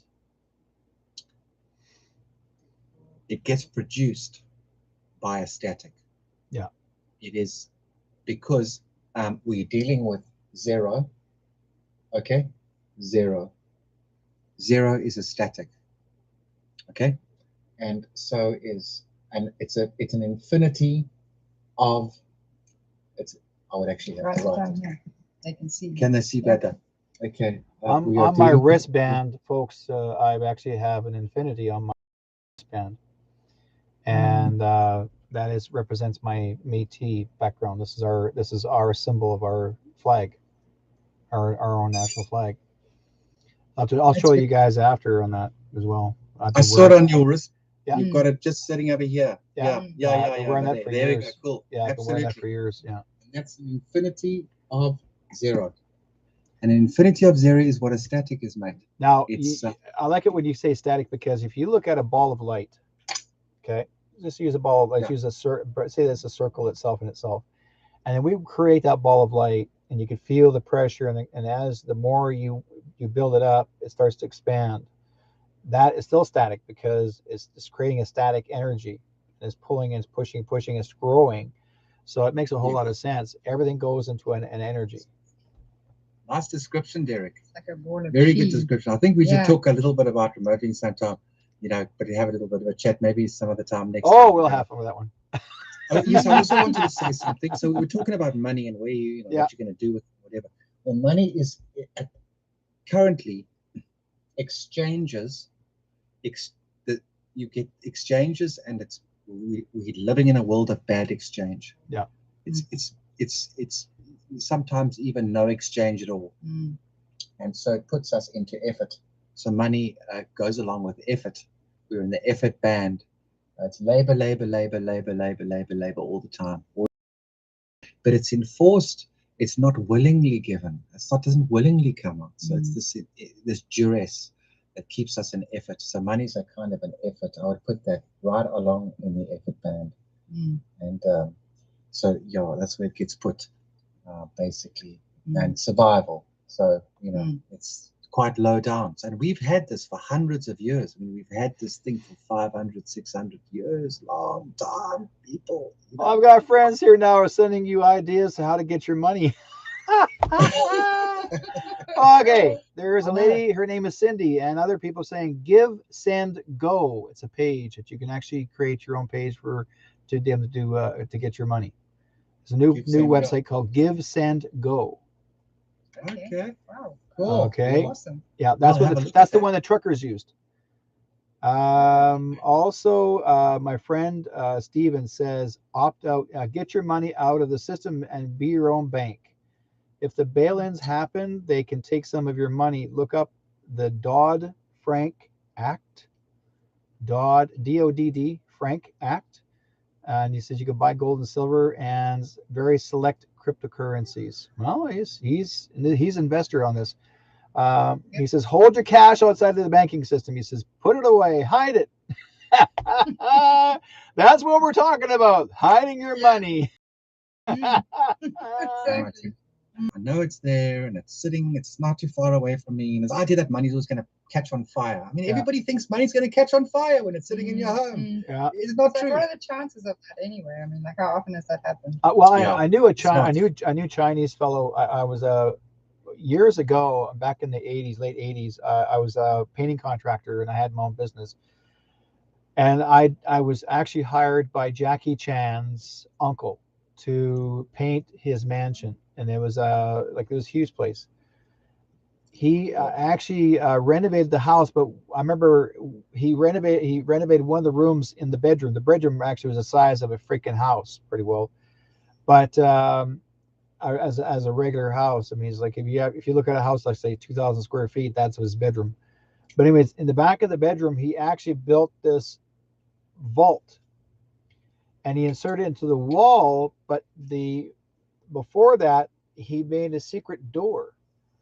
And that door actually was a complete shelving unit with books on it. And you had to pull a book down. Really, the real thing. It looked like almost like a Batman movie, you know. You dropped the book forward and the door opened up. He walked in and that's where his bank vault was. Like all his money was in that little vault. And that book itself looked so real. It was a real book. He just attached it to the thing. It just dropped it forward, and that's what opened it up. It was like, you know. And amazing. He says, if you had an earthquake, there's no way you can shake it for it to come forward. You have to pull on it. To open it up. It's like, that's where the adventure is. Yep. You know, somebody sometimes puts adventure there. And the thing is that that's the thing about aesthetics. Aesthetics is above reason. Yeah. Always above reason. So when somebody like, sometimes I do sessions on people, whatever, and I'm always trying to get them to see, what's missing. The artists are not here at the moment. It's very quiet. We're the artists. We're the amazing performers. These, with that, not these rap singers, not those people that sing along to some CD that they mixed in some silly studio. That's not real music. The actual players, the people that play the piano and sweat when they're playing the piano. The people that actually, playing on guitars and beautiful music like Dire Straits and Pink Floyd and Freddie Mercury and where's Queen? Where are these big bands like Chicago? I mean, you know all about that, Derek. Like where are these people? Where are the real, genuine artists? Old school that inspire us. They're still here. They're alive. They're just hid away for a while. They just hidden away, And don't blame them. And the thing about aesthetics is it's above reason over here because it doesn't. It's not about reason, as an energy source, you get up to aesthetics, it gives you all this power, this inspiration, this incredible, it just fills your soul, and it makes you, it's very interesting how you have cognitions when you use aesthetics as an energy source. When you're able to put it there, you realize things about yourself when you listen to these songs, and there's something else that goes on that's above reason. It's not about rational stuff. So and then I also wanted to, I was about to ask if you're done here. I feel like one of those chicks in the boxing ring. I also put a red block here. I put a red block here because the other thing about effort that we've noticed is, okay, we know the S is for survival, right? But let's just say, let me just get. And you made it red. Ooh. Yeah, that's. Ooh, okay, so the red's coming out. Means business. Yeah, so that's a big deal here, because effort. What does effort go along with? It goes along with. It's quite difficult actually. It goes along with. Right. Is it 2 P's? I think. Yes. Yeah, I'm trying to fit it in there. ESSION. It's two P's. No, it's ION. It's one. SSION. Yeah. Suppression is one P. Yeah, exactly. Yeah, 1 P, 2 S's. Yeah, but it has 2 S's. Yeah. Yes. But he may be stuttering. That's why he said suppression. Suppression. Yeah. So let me just. Yeah. So suppression.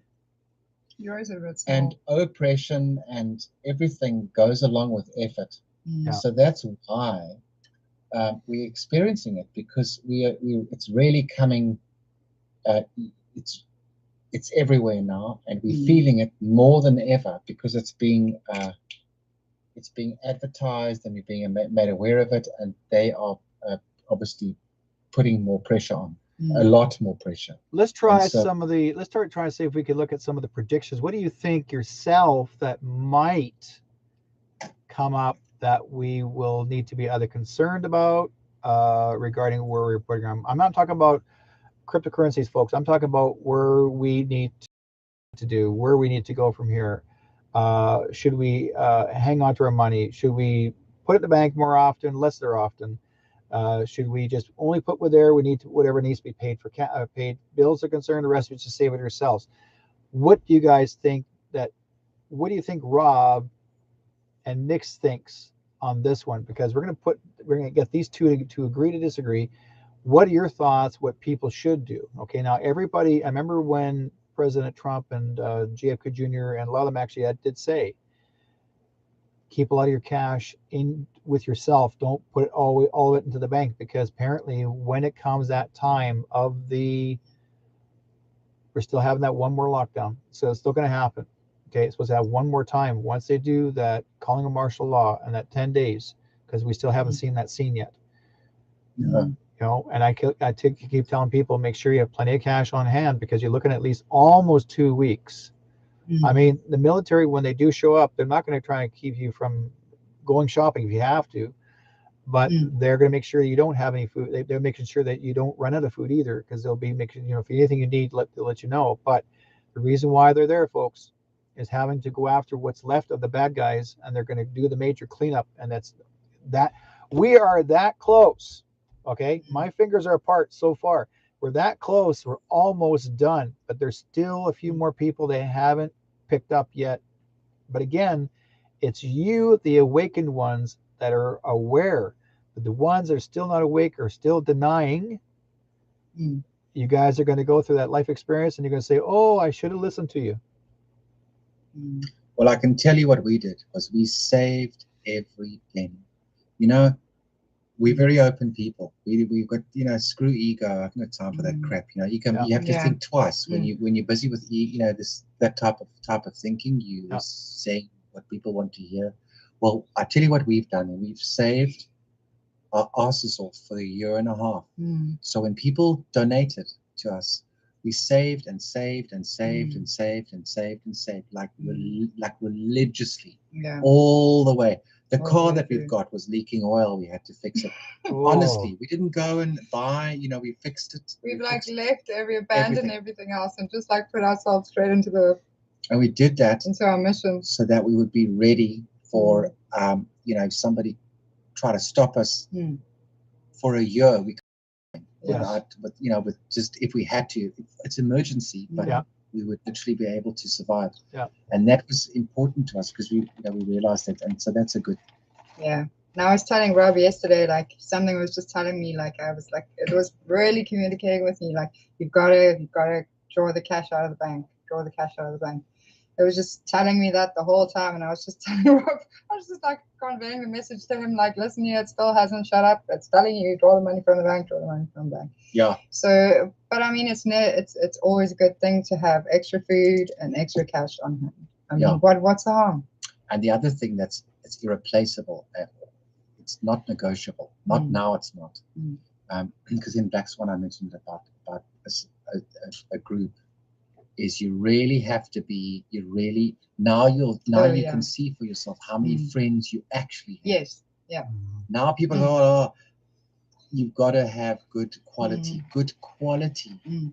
people, around you that can help you. You can talk to them if you're feeling down or pissed off or whatever. You can pick up the phone and say, and like bitch a bit, and then also say, listen, what should I do here? Well, I'm in a bit of a tight spot about this. Or, that's really important, because if you can't talk to them, if you always have to be interested in them, but you're not getting any interest from them they're not interested in you. They just want to offload their stuff. Yeah. It's like no exchange and no two-way communication. Yeah. Yeah.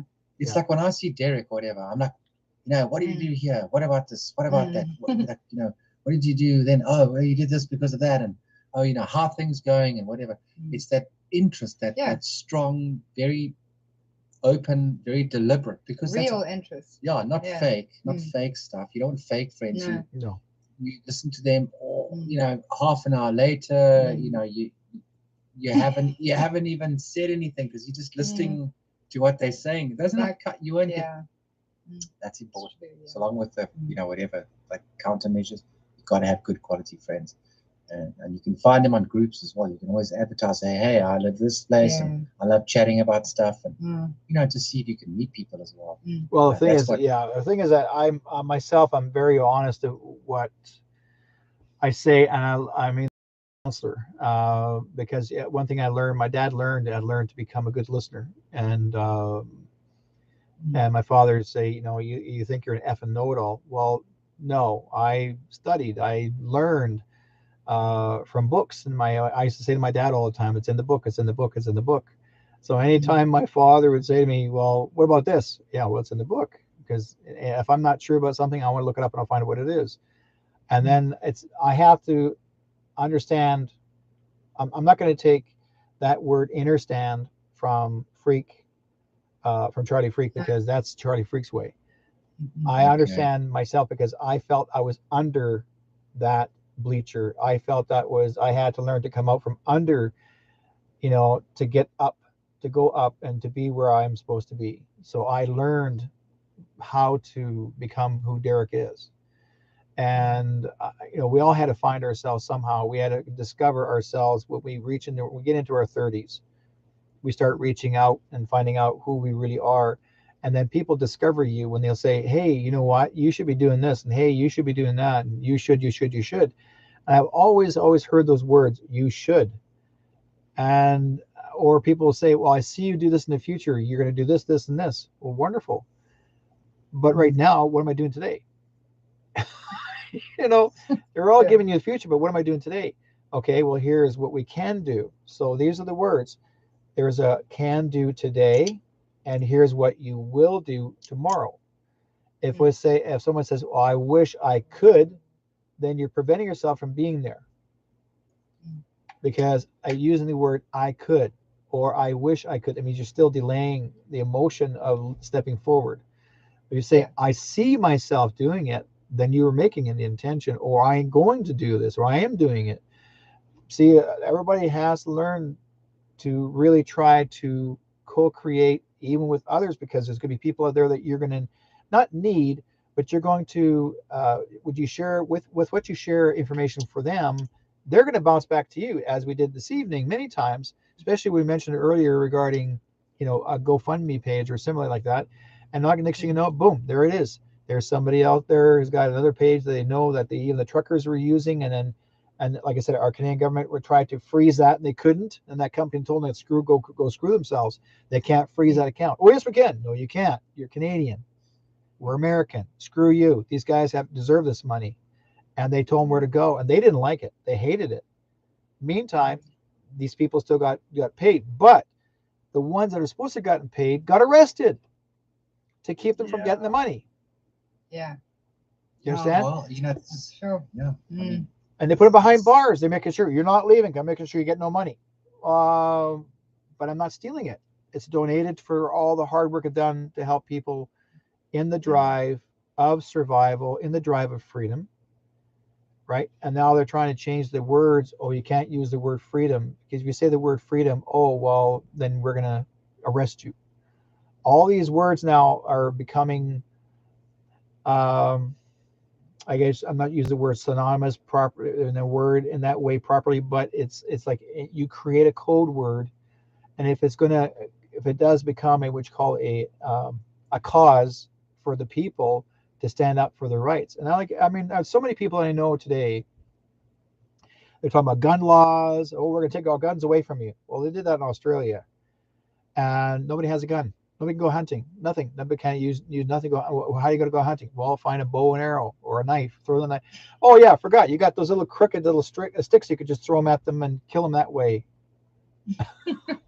There's always going to be something they're going to try and come up with. But meantime, you'll always have a survival skill. You'll always have something. Whatever people think they can take away from you, you can always replace it with something else and still make it.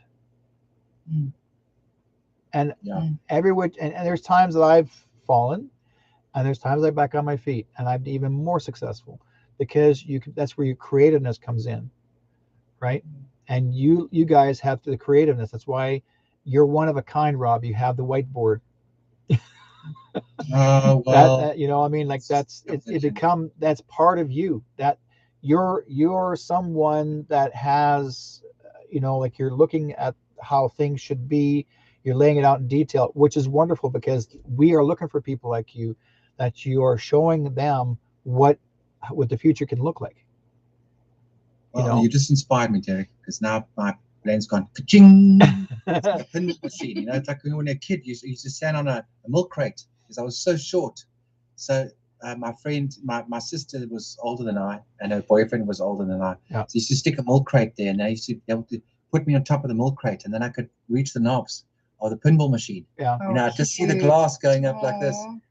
Ding, ding, ding, ding, ding, ding. And I was like fascinated. I mean, I wasn't very good because I was so small, I could barely see where the ball was. Yeah. It was very exciting. But you're still pushing the buttons. It's like, yeah, man, put in one dime, It's like, yeah, it's like action, It was like the real world, I mean, everything's, I was just, but the thing is that, you mustn't worry about, people have, I do a lot of sessions, and I find I've done plenty of sessions. And that's one of the ways that I helped to survive as the channel, because, in the channel, or whatever you call it, the stuff. Yeah. Because, and sometimes I do 3 hours with someone, sometimes if they really need help or whatever, especially if there's sometimes 5 hours. like a bit of people antagonizing them and really getting on their case. Amanda in the chat room says, Rob is very precise. It's like a very sharp sword. Okay. I am quite. I've got to get a product. I've got to. That depends. Everybody's different. They're in a different place at that time, and then okay. So then we just do something there. Thanks for the compliment. I appreciate it. Yeah, Rob's a great cut up. So in comedy. All I want to say to everybody, a good thing to remember is that you're up against something called a survival computation. Yes. And a survival computation is the necessity, it's the automaticity, the roboticism, to automatically make others wrong, that are not in agreement with what is being said by those other people. Why do people carry on about it? Why do people say, half my family, or they anti, they all for the jab, and the other half aren't, and there's this disparity. And what that's called is a survival computation. Because if you make yourself right, it's obviously going to make others wrong. And that's this war that's going on in the media, you know, or between family members, and what creates that I'm going to make myself, or I'm going to make you wrong, meaning I'm making myself, this kind of weird thing where you can never resolve anything between you.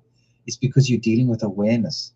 Awareness is, they might be very clever, they might be an engineer, they might be super, you know, but their awareness is not where yours is. Their awareness is down here, but their skill is up here, and that's their ability. They're not living in an environment of precognition at all. Because the fact is, the aware beings can sense. They have this. They can feel that something's off, and other people can't feel it at all. I got another person in the chat room just asked the question. Oh, yeah. Do aliens use money in their planets? No, they don't. Not the proper ones. They don't. No. It's just the leverage system. Money. The reason why we have a money system is because we need to have a tax system and a leverage. It's only money is literally an idea. It's just an idea. It's not anything but an idea that is backed by confidence. And that's why on a note, you'll see a signature, the treasurer or some idiot or whatever says this is official. Every note has to be signed. A little bond. It has to have a signature on it. Well, people have to remember that everything was actually at the time, beginning of time, it was barter. Whatever, you know, you exchange items to fare others. That's what it really was about. You know, it was not always of a coin. It was not always of a silver. It was not always of copper. It was called barter. They, you know, well, I'll give you a chicken for that, you know, but again, you know, for example, a lot of doctors used to come and doctors used to help a family member. And what did they do? They got a chicken. They didn't get cash.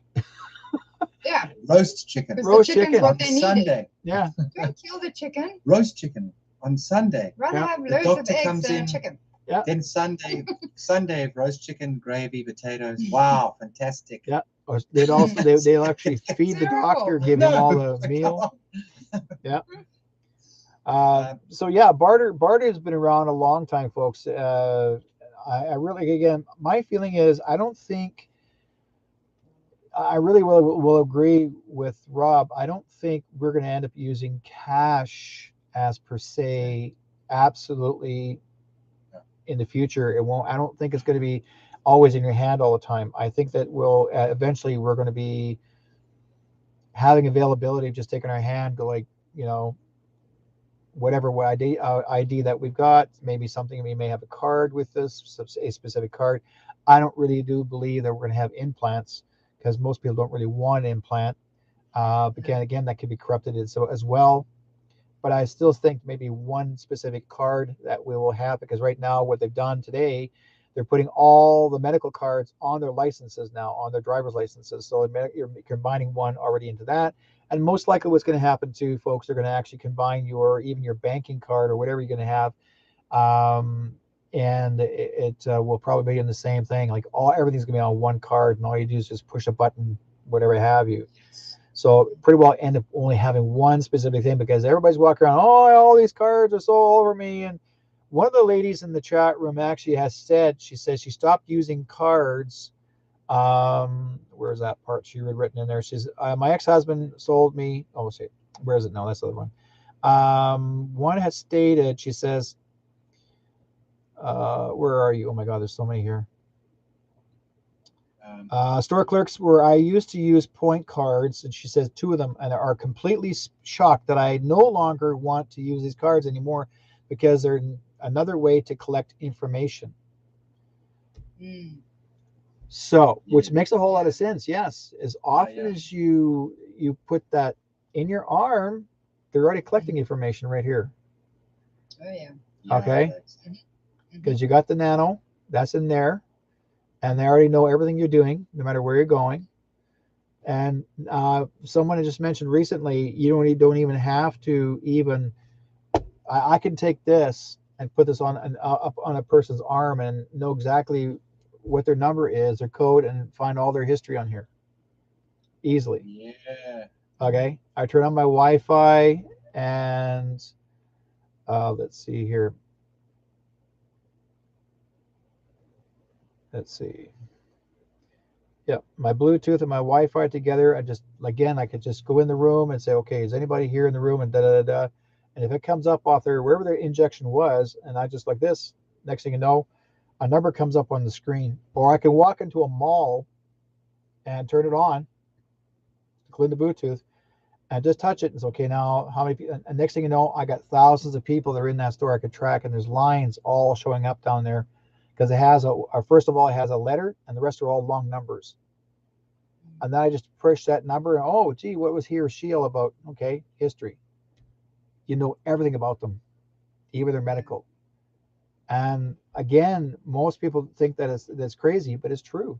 It's absolutely true. I tested it out. It works. Did you? Because is it really? Do you get that? Like You get that IP address. Yeah, Bluetooth. you get the IP. Yeah, I could pick up everything on that person just wherever they're, and turn on the Wi-Fi and the Bluetooth at the same time. You hold the Bluetooth down, the Bluetooth will pick up the code, and it'll actually have a letter in the front and a lot of numbers. And then next thing you know, I just press on that, and that'll take me to. And if you have a Q code hooked up in your cell phone, you just click on that, transfer the Q code, and the Q code goes and finds everything on the person. All your privacy in here. That's scary. Sure. Yeah. And you know what that is? You know what that is, Derek? Is that people don't know this yet, and it might not seem true now, but this will become true when they dig and dig and dig and dig. You know, big pharma, Yeah. this technology, microchip, all this nonsense. You know, the jab injections. You know, the whole thing. Yeah. When they cook it down, you know, in a pot, you cook things down until eventually you just get the stock. When they eventually get through all of the drama and all of the stuff and what it is, like where they're going with this, what's happening. Yeah. They'll eventually find out that in fact these big pharma, along with big tech and everything amalgamated, you know, big media putting it in together, whatever. They will find in the end that the application is actually psychiatric. In the end, they'll find that because they're trying to supply the world globally with Roche medicines. And the CEO of Pfizer says, I'm going to make sure that 50% of the poor world, you know, third world countries, can afford our medication by making it at cost, by giving it away. They really want people to take these drugs. Yeah. They need to be medicated. But what is the effect of that? What is being caused by them? What effect is it having on you? This effect. It's making you feel like you're slightly mental. And the thoughts in your head, it's like we're going to figure out what you're thinking. You know, we're going to work out what you're thinking. We're going to work out what you're feeling. We're going to have access to your endocrine system, to your nerve system, so we can see how this is affecting you when you walk in here or you're reading a newspaper. Now they can see, oh, this is what the guy feels when he reads the newspaper every morning. They get that algorithm going. How your body reacts, you know, by what you're reading or seeing on the TV, or and that if you're anti-government or not. So it's a government advert or something. Yeah, and that is and so there is this. We're going to help you with big pharma. We're going to help you. We're going to help you with big pharma. We're going to give you these things. But these things that they give you, even you think, oh no, it's got nothing to do with psychiatric, but it does, because whenever they're doing these things to you all the time, it's all going into your mind. So the news is affecting your mind. This medication is affecting your mind, who you think you are, and now you've been cured, which is all in the mind. So it's actually a psychiatric application. That's the real goal, and that's the real intention behind it. That's why it's so strange. It's like, what does this really mean? What is it all adding up to? And that's what it's adding up to. I would say I would say about 3-4 months ago, I had a dream, very, very prominent one. It repeated itself 3 times. And when I see it 3 times, that means it's going to happen. I remember when someone said, turn on the 5G tower, and they turned on the 5G tower, and all the clones dropped to the ground. Never opened their eyes after that. Yeah. And that includes lots of Hollywood. Yeah. You know, like, people don't realize that most of the people that were already taken away, there's only clones, that there's just they're there to play a temporary time until everybody gets used to the idea of what's going to happen. But I want to bring, the reason why I'm bringing this up, because one of the ladies here in the chat room saying that in Peru, they are tearing down the 5G towers. Oh, good. Fantastic. Yeah. I wish I could do that all day as a hobby. You know, instead of playing golf or soccer, just pull down 5G towers. You know, just do something more interesting. Something different. Yeah. Someone says, "Oh, why do you take down the 5G towers?" Because you don't need them, folks. Honest God, you don't. We will have Starlink, and Starlink will actually is the original tower itself. We don't need those towers. Never did. Those are just there to control your brain. It has nothing to do with your phones. So what they do, you know, those 5G, what 5G does is it makes you soporific. Yeah, it's called Fry-G, folks. Yeah, it's supposed to fry your brain more than that. Now when I talk about gold, the gold in the vaults, because basically these people may not realize, and if some of you guys do know, most you don't know, but in the Vatican was seized by the alliance, the military alliance, and they seized a couple of years back, and they went underground and went, like, they were going hundreds and hundreds of miles. They found gold. All that gold now was retrieved, and it's in the quadrillions of gold. And they've already brought it back into the United States. It's in the vault. That can actually, that gold will be used for everybody, not just, it's not for Trump. It's not for JFK Jr. It's for everybody. And it's not because, and that doesn't mean that you have to earn it. It's going to be coming back to you. So, but that was mentioned by Trump and them, that they said that this is going to be distributed. But when he becomes the president, the new president of the new Republic of the United States, once that happens, 19th president, that means that then the distribution will happen. But right now, we are still in the movie. We're still playing the movie. We're still going to stay with it for a bit until everybody starts to open your eyes more and start listening, because, folks, I've seen people say, I don't want to hear that. I want to hear that. I want to hear that. Well, guess what? You're going to have to now, because there's more threats that some of these fake politicians are trying to get you to run and hide. Well, I can tell you that the biggest resource, what is the most critical resource on this planet, like the most critical one, the most valuable resource on this planet. And I think Gene Decode knows this too, and I'm very good buddies with Gene Decode. I had a lot of conversations with him, and he's kind of very good. He's very well aware of the most important resource is water, spiritual attributes, and yes, well, actually, the most valuable resource on this planet is a big being. Is the most valuable resource that there is. Because, a big being? Which is true. You're correct. What, a Mexican jumping bean? Oh, just kidding. Because a big being can control shit like you have never come across.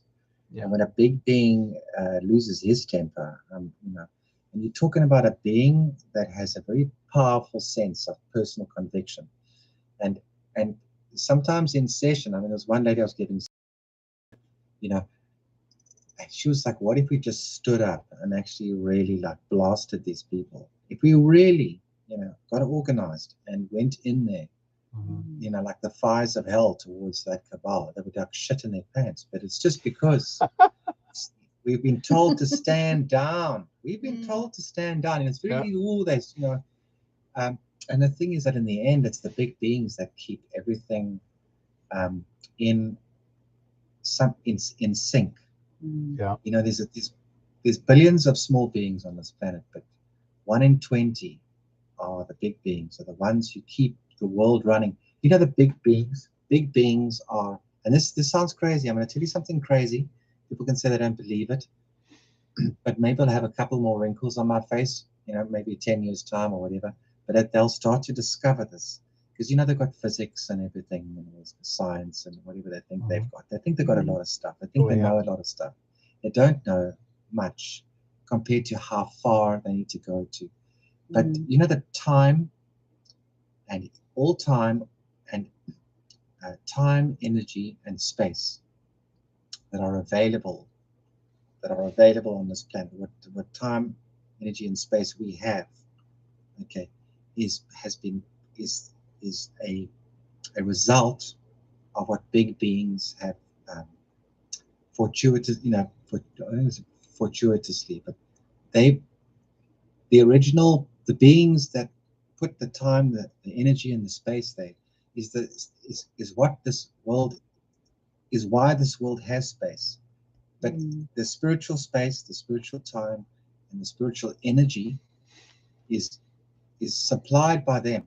If you crush the big beings, if you lock them all up and suppress them, people will be extremely short of time, energy, and space. They'll feel like that. You know, they just feel like they just don't have any space. They can't breathe anymore. There's nothing. These big beings are pumping out all of this energy, time, and space, regardless of how tough it is. They're pushing really hard. They can push rocks uphill, boulders up a hill, and because they're bigger than just one. They are more than one thing. They take up a lot of space, and they're very demanding on, you know, to get this thing to move. And you look at this, and when you're around enough of them, and there's a lot of them in the room, you can feel it, because you can feel that power, that presence, that the whole room is taken up. And outside of the building, you feel like even that space is taken up, when there's a lot of them that are collected in a small space. Yeah. Interesting, isn't it? Is this whole phenomena, there's this whole other feeling that you get. You feel so uplifted. It's like everything is but they're ethical. You know, they just being in their presence, you're at that level. And that's what big beings bring to this planet. So Amanda is asking in the chat room. It says, "What do you people think about the Bitcoin?" Oh, what are your thoughts?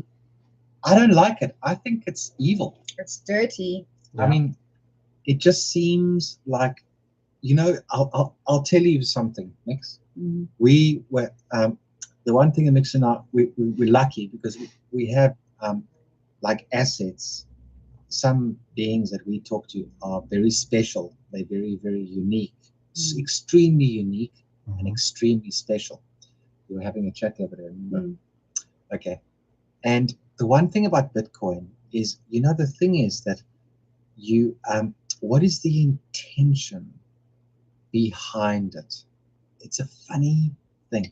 Yeah. You know, you haven't spoken a lot. What's the intention behind the help or the communication or the abilities of this thing? I think, again, China was really big on it at the time when they started it out. It started off just from regular guys, regular Chinese fellows, because they were on what you call this, the Chinese Communist Party were watching everything they're doing and how much money they're earning. So what they created was a Bitcoin, so they can actually buy things and sell things without having the government to find and trace it. But for some reason, the government did trace it, and they end up owning it. They end up taking it over. They seized it. So CCP owned it, and then they started doing the trading. And that's where, like you said before, that's why I called it. You agree? I agree with you. It's called evil, because basically it was meant for people to be wealthy, but then the Bitcoin became abused because there were so many stories about people being kidnapped, and the only way you want someone back, you had to use Bitcoin, not cash. They didn't want to be tracked. So it really became more abused and controlled because you couldn't trace it. And that's not the way it should have been. It should be basically, if you're right, Derek. You're correct. Absolutely. And that's why it's used for nefarious things. Yes. Yeah. So it wasn't used for good use, like your intention. Yes, I want to use for good use, and I don't want the government to track it. But the bad boys used it for what they want to use it for, was for bad means. and to hurt people and to destroy them, really. And the worst of the worst, like child trafficking. It's like Major the child worst trafficking, because ever. they use Bitcoin for that. Yes, and that's why. I mean, It's, people don't realize how bad Bitcoin was actually used. Yeah. you know what it reminds me of? It reminds me of global money. Yes. See? Globalist. Yeah. Global money. Yeah. I mean, Money Global that doesn't have currency. a flag attached, or some sovereignty of a nation, Mm. or a picture, you know, and the notes try and give you a kind of the money of a country is significant to the people that have lived there for the last 2, 3, 4, 500 years, maybe 1,000 years, whatever. And then you get this big B, like the Build Back Better plan, you know. It's like the Build Back Better Biden Bitcoin, you know. And everything with a B is quite nasty. Build back Biden, yeah, okay. Yeah, it's just 666. yeah, 666. Yeah. Build Back Better, because it's BBB, and you flip it upside down and it's 666. Build Back Better. You know, it just fits into the kind of oligarch 200 million, $300 million super yacht. I mean, when they put gas into that super, there's no sales. It's like, we don't need sales. We can just put, you know, we can fill it up with diesel. I mean, they've got like V16 engines and like sort of Caterpillar engines in those huge super yachts. And we can imagine the amount of diesel it takes to. I mean, the bill is $1 million. Okay. I mean, imagine filling up, you know, we worry about inflation, and the oligarch, you know, fills up his tank in a super yacht, $1 million a time. Yeah. You know what I mean? It's crazy. That to me is Bitcoin. That's Bitcoin people, you know, global, international, United Nations, Interpol money. That's what I feel like to me. Well, we have the international euro is coming out, and they're talking about, which basically all of our money, international money, is going to be the same level value. So no money is higher than others. So if you say you end up getting some yen from someone in another country, like say if a person had some yen themselves, that means it's worth the same amount of money as a Canadian dollar, American dollar, South African dollar, which is fine. Like here in Canada, we lost our penny. They took the penny away from us. I don't know why. They said, "Oh, the pennies have no value. People throw the pennies in the streets. People, you know, they want to get rid of the copper. Why? Copper has value." But they decided you know, but they're trying to say that, oh, copper is no good and nobody wants to use it anymore. Yes, they did. They decided to break. So basically, if you're buying something here in Canada, if you're going to buy something and say $18.82, you have to round it off to the lowest or the highest denomination. So if it's 0 or a 5, yet you're not going to get your pennies back. But yet, if anybody has extra pennies, to them now today, 1 penny is worth 3 cents because now it becomes a collector. Yeah, I just in the end, it's going to go into resources, and then they're going to have to acknowledge, you know, what is a resource.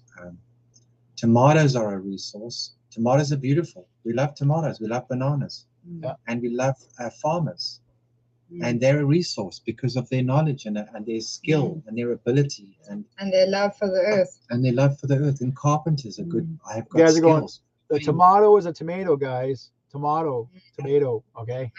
You know, there actually was a guy. He's not doing it tomato. He's doing it tomato. It was a guy that pumped up the oxygen. He grew a tomato plant in 2 atmospheres of pressure, so it was like double or triple, either double or triple the 2 or 3 atmospheres that we had, but it had oxygen in it, much more oxygen than what we have now. It was like double the amount of oxygen, I think, with a bit of pressure, slight. And he put cherry tomatoes, which are the cylindrical ones, you know, the ones that look like plums, those little cherry tomatoes, and they're normally pretty small. Okay, we call them cherry tomatoes. And this guy, in the end, the plant grew incredibly fast, and I saw photographs of it. And the cherry tomatoes were 3 times the size. It was the size of plums. Okay, they came out, and in the end, this plant grew and grew and grew. One tomato plant eventually produced, I think it was 40,000 over 3 or 4 years. Yeah. This one tomato They plant. put it inside a mall in the end, and like they got how many? Yeah, In the whole end, lot, like, 15,000 off each batch or something. They were small cherry tomatoes. Yeah, I think it was 50. I don't know how 50. much. Yeah, Is there's it? so many of them, but it produced more and Yeah. more and more. And this it would just shows you with like more oxygen how you can pump up the body and like revitalize a person. That's why all of these players and everything, you know, these people that play American football or whatever, and they're worth like $100 million or whatever, and they scratch their kneecap and they go, oh, you know, whatever, and they throw them in an oxygen tank and pump it with oxygen, and they heal like 3 times faster, and they feel like they can, you know, very like revitalized. Yeah. So I mean, we have these commodities in life, like, and then people will eventually recognize that the spirit is a commodity. You know, the endowment that some beings have is a commodity. You know, they'll recognize it. Oh, that's a commodity too. It's not just we're not just, you know, and you know, all the things are like nature's a commodity, and you know, that's I don't think that money is really going to feature, not in this in this golden race, because it's not required. It's just time spent. You know, if there's time spent, it's your time. You spent it. It was. I feel that's what's going to be recorded. It's time spent only. Amanda in the chat room. Okay, one more thing here. Amanda in the chat room is when there is no food during the Big C, fed the people in the surrounding areas. The farmers in South Africa are heroes. Yeah. Oh yeah, man. Okay, that's what she's saying, and this is from Amanda in the chat room. She's just basically saying that. Wow. Yeah, absolutely. Let's see here, and Anna says not everyone has space to store 3 months worth of food, etc. Spray plants with diluted hydrogen peroxide. Let's see here. Yeah, and Catherine says yes. Keep your copper. Yeah, of course, folks, because your copper is also used for arthritis. You can actually make it a jeweler if you want. You don't throw it away. People think it has no value. It has much value. Copper is. People can actually make copper bracelets, and you can make them into, because they're great for arthritis. You don't have joint pain in your wrists, so there's a lot of good uses of it. Okay, we're coming to that end, folks, and I want to thank everybody for being on Shadow Chasing Show and or Between Two Worlds, because like I said, Rob MERCURY and our good friend and her husband, or his beautiful wife MIXX, and their cute little white doggy. She's in their arms. He's quiet. He's just sound asleep. Quiet, yeah. He's there like, well, I don't care. I'm here. Yeah. You guys just carry on there. Yeah. So we were talking about tonight about where would you hide your money, and so I'm going to let you guys to share some of your stories. Where do you think you would hide it? If you guys want to contact Rob and MIXX, where can they find you, Rob? At Rob MERCURY, any place they can find Rob MERCURY, they'll find me there. Telegram, Rumble, YouTube. So which was the best one to find you? Telegram would mostly be the best one, right, to reach you. There's actually you got a chat room page. Yes. You got Rob MERCURY chat. And join it, folks. If you guys are not using Telegram, I'm on Telegram as well. My page on Telegram is True North Strong and Free. Also Derek White Sky Cloud, and join both pages, and get to know what we're all about, folks. We like to share with you what's going on all across the world. And also, Amanda's asking, do people know what they would eat if there was no food? Peanut butter and raisins, coffee and condensed milk, superfoods. I think Rob, and then she said, I think Rob and MIXX would hide the money inside their coffee pot. Yes, you're probably right about that. But I can tell you in the future, in future foods, yes, you do have superfoods, it's true. But you also can have, you can do amazing things with food where you can preserve it. Not preserve it, but you can maintain it. I don't know how to put this. You can. It's like cellophane. You know that spaceship where they've got that gold reflective aluminum tin stuff or whatever. Gold foil. Gold foil. Yeah. a long time ago, a very not here from this place, this planet, anything to do with this place and whatever, is you get people who specialize in making food. And the whole point about technology is that technology is, we've got technology to keep things authentic. Okay, it gets used correctly. Technology gets used to keep things authentic. Okay, the way that we like it, not fake, not colorants and flavorants, fake and processed. No, so pure and clean and very vibrant and full of lambda. You know, because food's full of lambda. You can get food that's full of lambda, which is like theta, you know, waves. Yeah, it's made with love because it's so vibrant. And you can, there's vegetarian food and other types that's packaged that you can have when you flying in a spaceship or you're on a journey or whatever. You can get a whole crate of this. You know, they put a big crate, clunk, and all these different meals that you have. It's you can get stunning. I know I'm not making sense now, but you can get the food. Oh, you're always making sense. Unbelievable. And it's a meal. The meal is in like a brick, and you put that in a little like kind of, it's not exactly a microwave, it's like a kind of a convection, and it makes it perfect for you, and you can actually almost like a humidifier, because it's sort of like dehydrated or what? And it humidifies it and heats it up if you want it hot or whatever, and it's like a brick, and food comes in bricks like that, and then you can. But it tastes good. Taste flipping. Oh, good. Amazing. Okay, then I'm all for it. Amazing. So it's like just so perfectly made, and the flavors are also true. They're not. There's not nothing that's flavored, nothing that's colored or processed. Nothing that tastes like cardboard. GMO'd or all that stuff's like, they only have technology in order to keep things authentic. Like we want cotton clothes. We don't want plastic. I mean, if it, plastic stuff melts. You can't wear plastic socks like nylon. Not at all. We shouldn't be wearing plastic. It's not authentic. Yeah. I'm just telling you, technology is there to keep things authentic. I want to thank you guys. Thank you guys for being on the program, and we're gonna get them back here again. I know we're gonna do a Rob Mix crazy night one. You just find out. Watch. Please like and share, folks, our YouTube as well, and also please share these videos when I do save them up and pass them on through Facebook. Please share them out with everybody else, and also you can find Rob and MIXX on Rumble.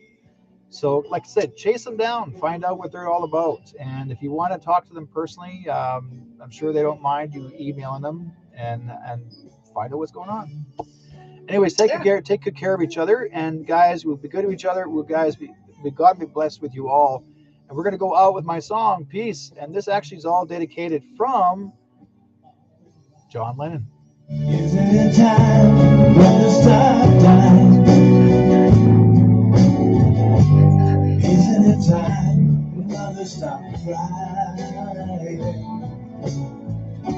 Stop the fighting and the hate. We gotta make peace before it's too late. There's one sea, one sky, one earth. So you and I gotta learn to live together. We one earth, we one needs, we all feel, we gotta learn to live together.